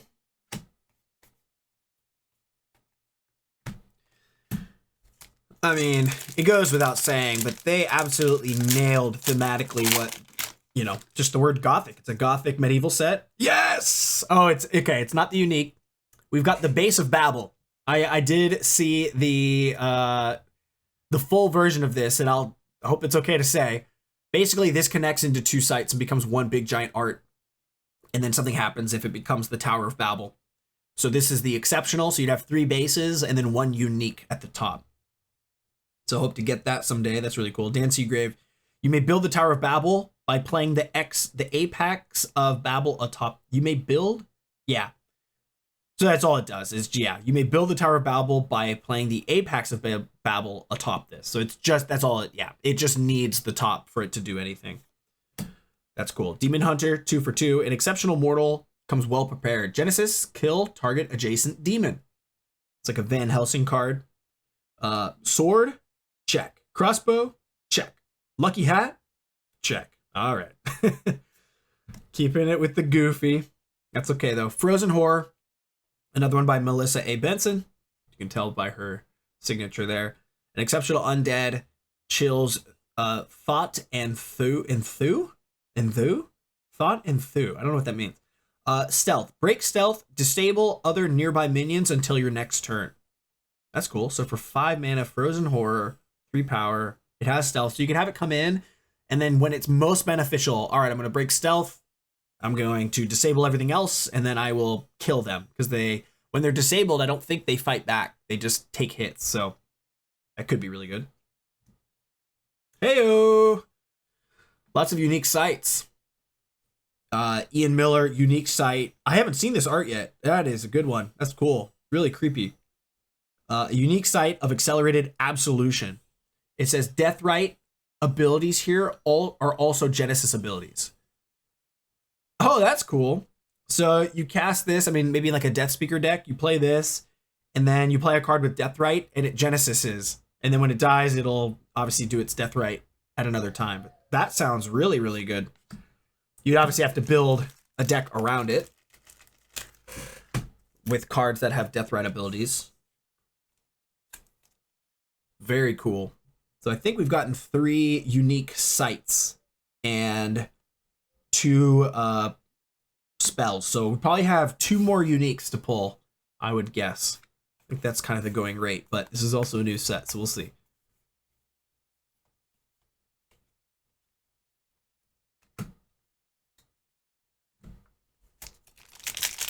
Wow. All this from one box is so fun. And what makes me happy is I know I have another box. Fields of Fixes. Oh, cool. So this is the non-promo version of Fields of Fixes. I do have the promo version that they sold in the Dust Store. I went ahead and grabbed it. An exceptional sight of Smothering Serenity. The sight directly in front is silenced. Really cool. By Emil Idzikowski. Really cool art.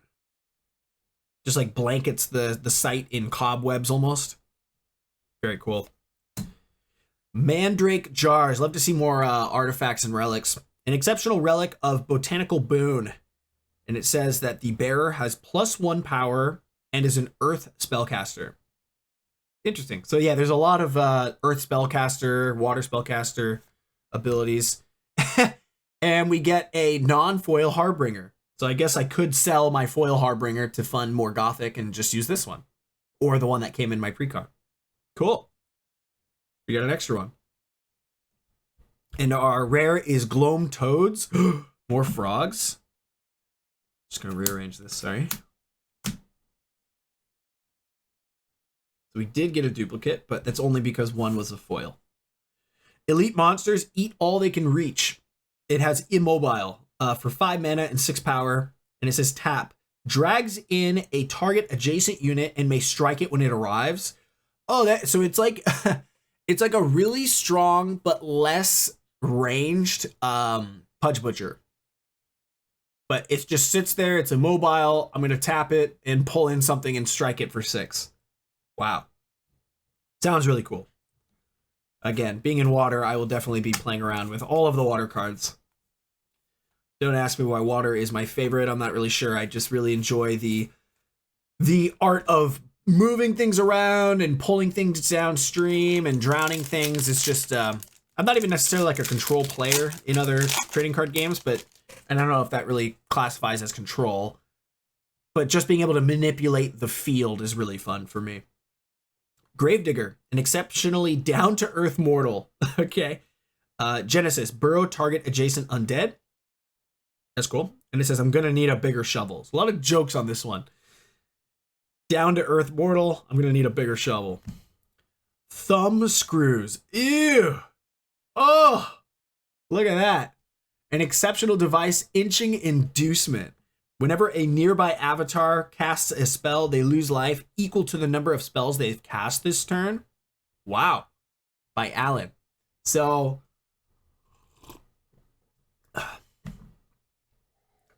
it just makes them have to second guess if they want to cast, you know, they can still cast one spell and just take one life, but I don't know, that's interesting. If anything, the art's really, really cool, but be interesting to see how, I'd be interested to see what that, you know, is effective against. Because it does ultimately let your opponent choose how to play around it, but sounds really cool. Exhume. Exceptional magic disturbs Death's Claim. Unburrow everything at a target land site and summon 2 skeleton tokens there. Oh, I feel like we've seen that. Or we've seen one where it was like unsubmerge and then put 2 skeletons. So there's an unsubmerge version, and now this is the unbury version. Huh. The Scrape of Shovel on Wood. Prelude to Secrets Untimely Woken. Very cool. And our elite site. Whoa. Scott Krishner.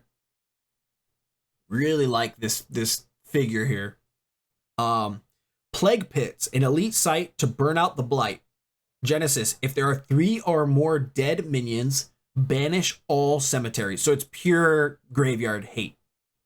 That's all it is. And that's very cool. Pure graveyard hate.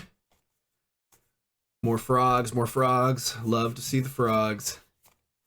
Even if the frogs aren't the strongest archetype, I just feel like I'll be able to find something really fun to do with the frogs. Whether it's sacrificing them or buffing them, and of course, like Lord of Unland and cards from other sets to buff them up. Clay Golem by Brian Smith, of course. Has just such a distinct style, and I really, really love it. An exceptional automaton of Incipient Earth for 4 and 3 power. It has Deathrite. Play your top site to an adjacent void or rubble. So if you were to play this alongside this card, this enters and you get to play a site to an adjacent void or rubble. And then when it dies later, you get it again. So that could be very, very good to ramp up. Consecrated Ground.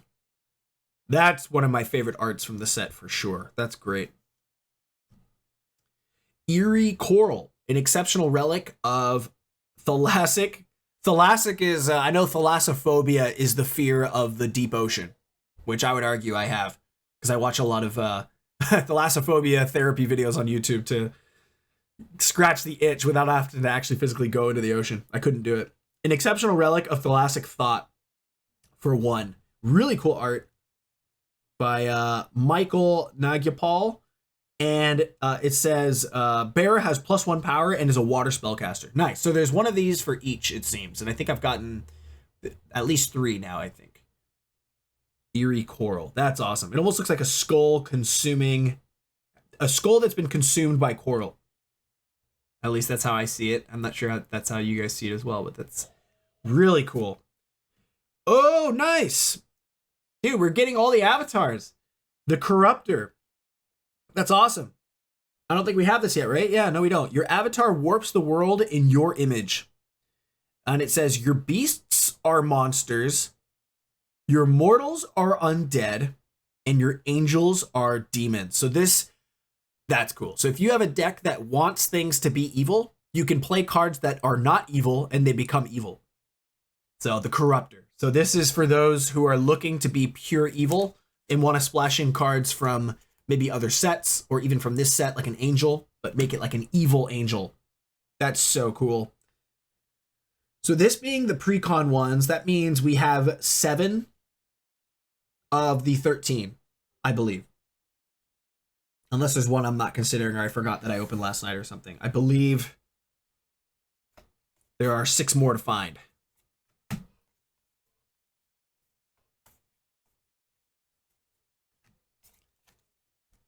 All right, and as far as our uniques, 1, 2, 3, 4, 5, we're at 6 uniques, so I anticipate getting at least one more. And then 1, 2, 3, 4, 5 foils. We probably have 2 more foils.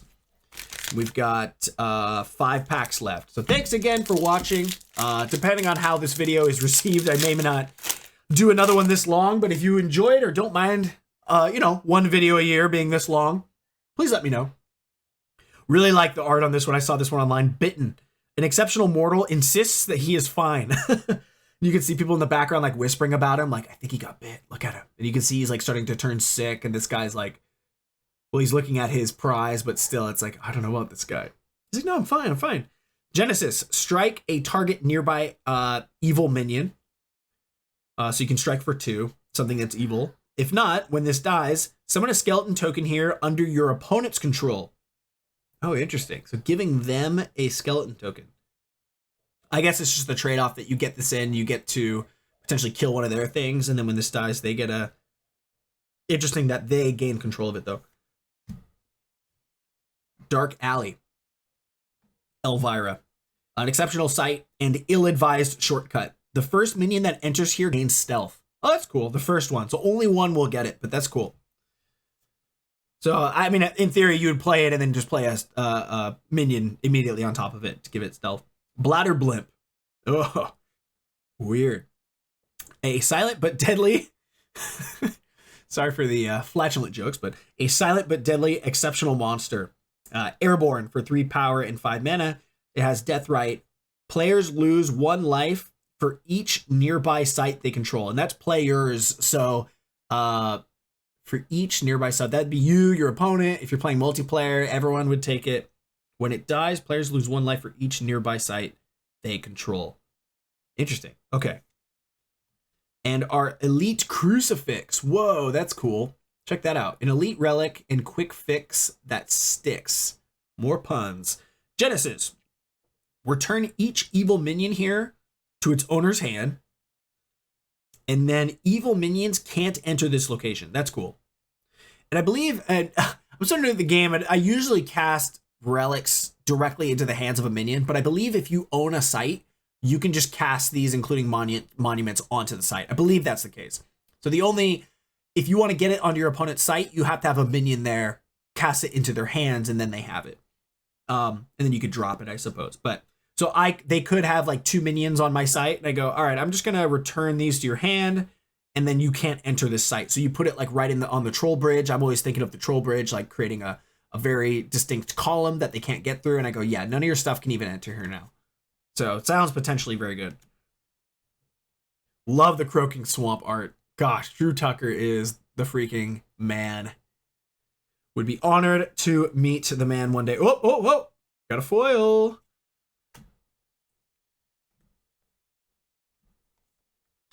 We got a foil in the form of a Holy Nova. That's cool. So this is the one where if you sack a ward, you choose where this Holy Nova starts within this nearby grid. And then it deals 3 damage to where you choose, 2 to the adjacent, and 1 to the corners. That's awesome. Gosh, that's cool. Who did this art? Alan. That's awesome. Nice. Wow. Well, again, sorry to keep saying it, but I do appreciate you guys hanging with me to the end. If you did, let me know in the comments that you watched the whole video. I don't expect anyone to have watched this long, but perhaps you're on a long drive or just listening to this as a podcast. I certainly enjoyed doing it, obviously. Ripping Sorcery, what's more fun than this? We have seen this card, the Wreathed in Righteousness. Oh, cool. This is another Juan Machuca. I saw him talk about this in his interview.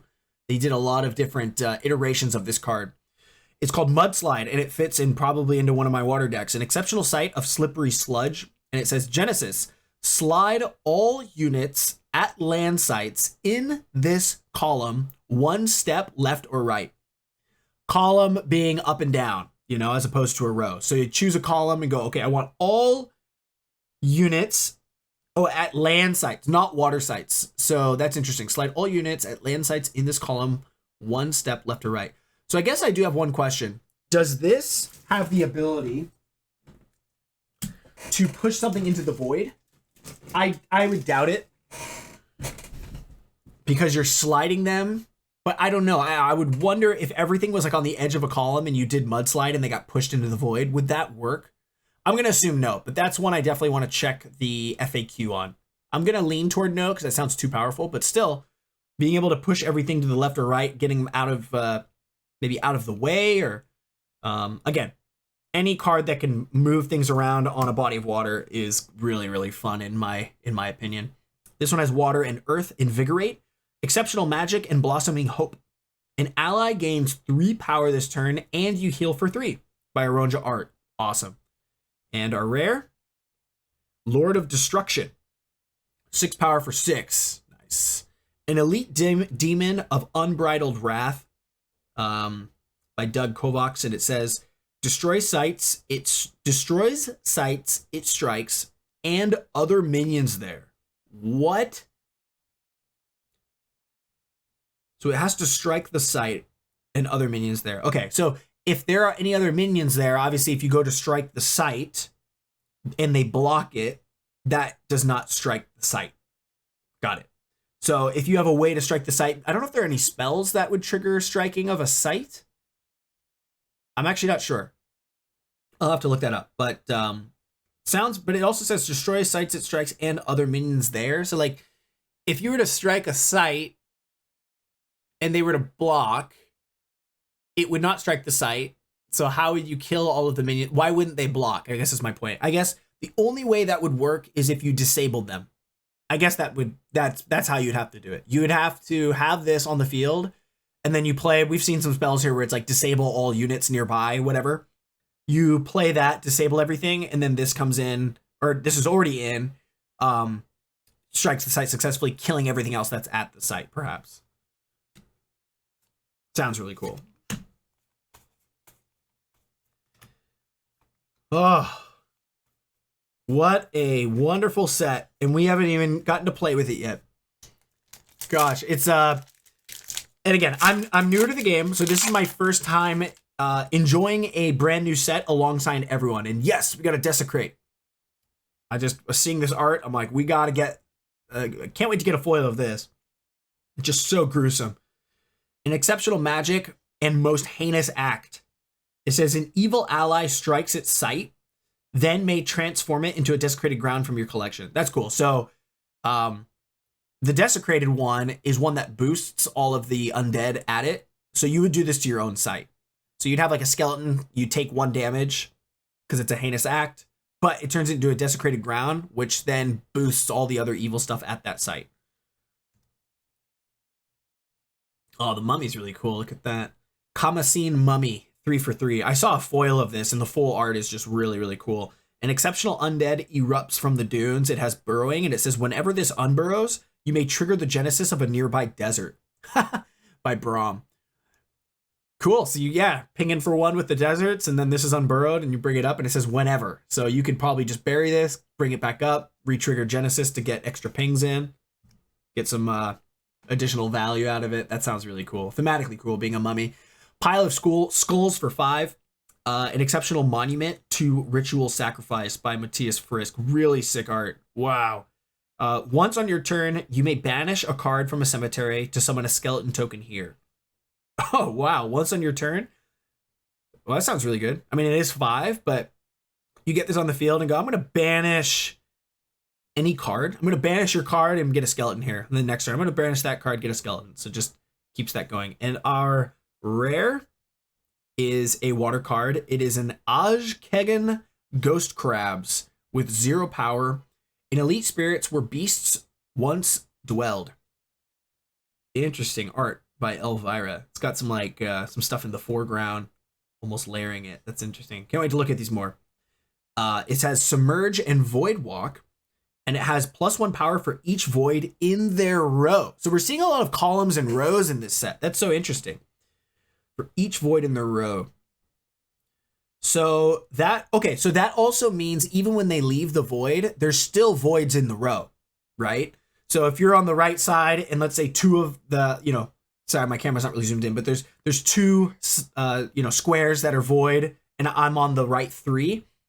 I can move in from Void Walk with 2 power, move and attack, and I would still have 2 power because there's 2 void there. Now, it does get weaker as people put sights down.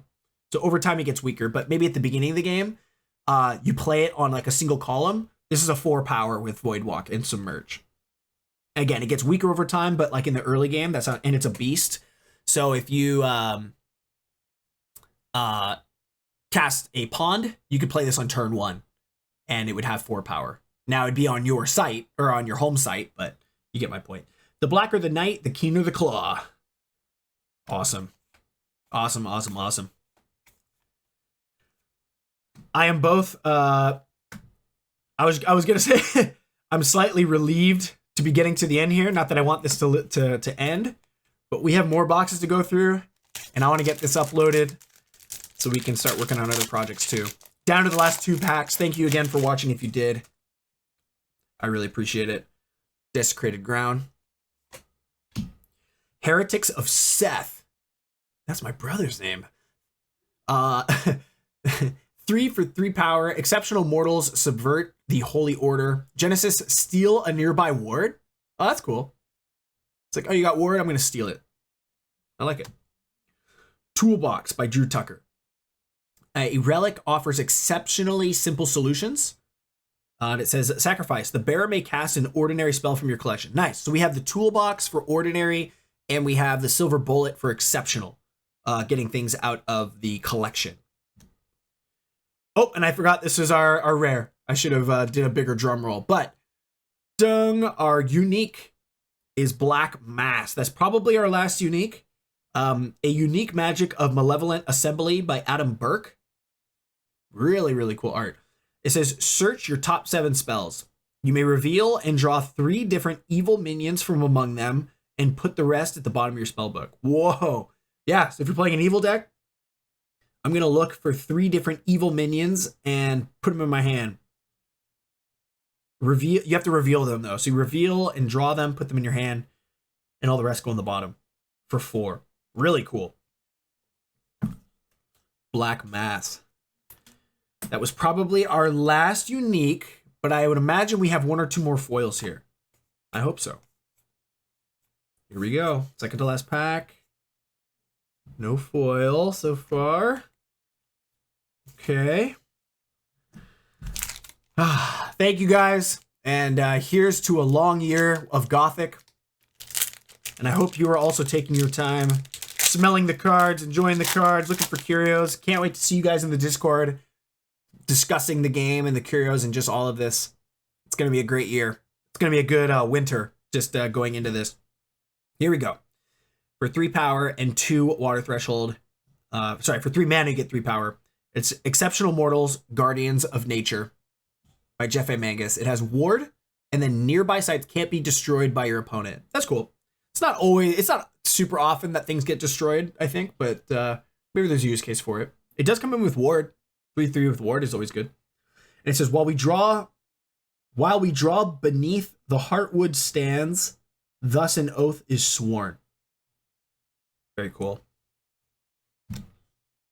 Bone Jumble. 1 mana for 1 power air. An exceptional undead hastily cobbled. It has charge, so it can come in and get in for some damage. And then you can pay 1 to sacrifice any skeleton token. Summon Bone Jumble from your cemetery there. Oh, that's great. It comes in with charge. This gets in for 1, dies. I create a skeleton token, pay 1 to sack it, have this come in, get in for charge. That's going to see some play for sure, I would imagine. That's great. All right. Feign death in water. That's cool. So he's hanged, but he's holding a knife, so he's not dead. An exceptional magic avoids unwanted attention. Trigger an allied minion's death right, and it gains stealth, and you draw a card. Very interesting. So I'll have to see what death rights currently exist in water, but that sounds potentially really cool. Trigger it, giving it stealth, and then I draw a card. And our final rare for our very first sealed box of Gothic is Earl. His name is Earl. 3 and 2 air threshold, 3 power. Earl of the Ivory Towers. Super weird and super cool. Rodney Matthews, an elite demon with a disdain for plebs. Wow, okay. I thought plebs was like a slang for plebeian. I didn't know like in a set so like you know, Gothic and medieval for plebs. It's a wait, why does it say non-ordinary spellcaster? I mean, obviously it's an elite. I'm curious why it says non-ordinary, but it can't be targeted or damaged by the, got it. Okay. So this is not, it's specifying that this is not an ordinary spellcaster. It's an elite one. It cannot be targeted or damaged by the ordinary. I love that. That's really good wording because he has disdain for plebs. I cannot be targeted or damaged by the ordinary. It's like, oh, makes him sound so low. Really cool. Really strange that it's just Earl. Earl of the Ivory Towers. I kind of love it though. The higher his tower rose, the smaller the people seemed. Wow, just thematically super cool. Every part of that is just this guy has disdain for the ordinary. All right, I don't know if there'll be another foil in here. If we don't, we don't. And there's always another box to open in the future. Here we go.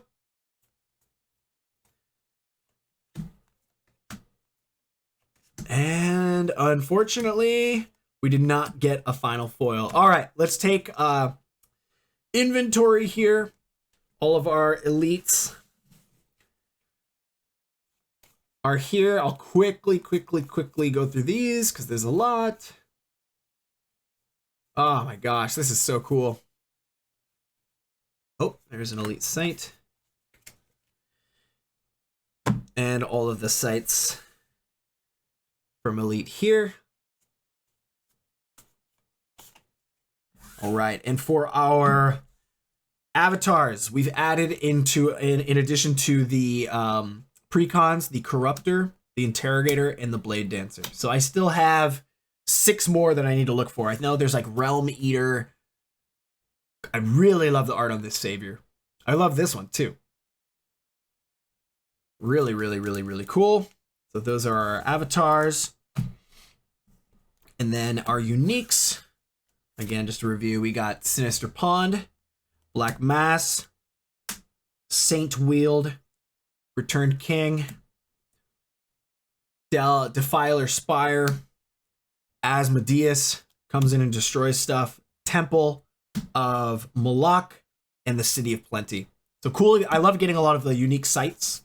And again, if you're new to Sorcery, you can only have 1 unique per deck. So, well, with some new exceptions, there's a new avatar that allows more than 1, but generally you can only have 1 unique. So this means I will never have to pull another one of these ever again.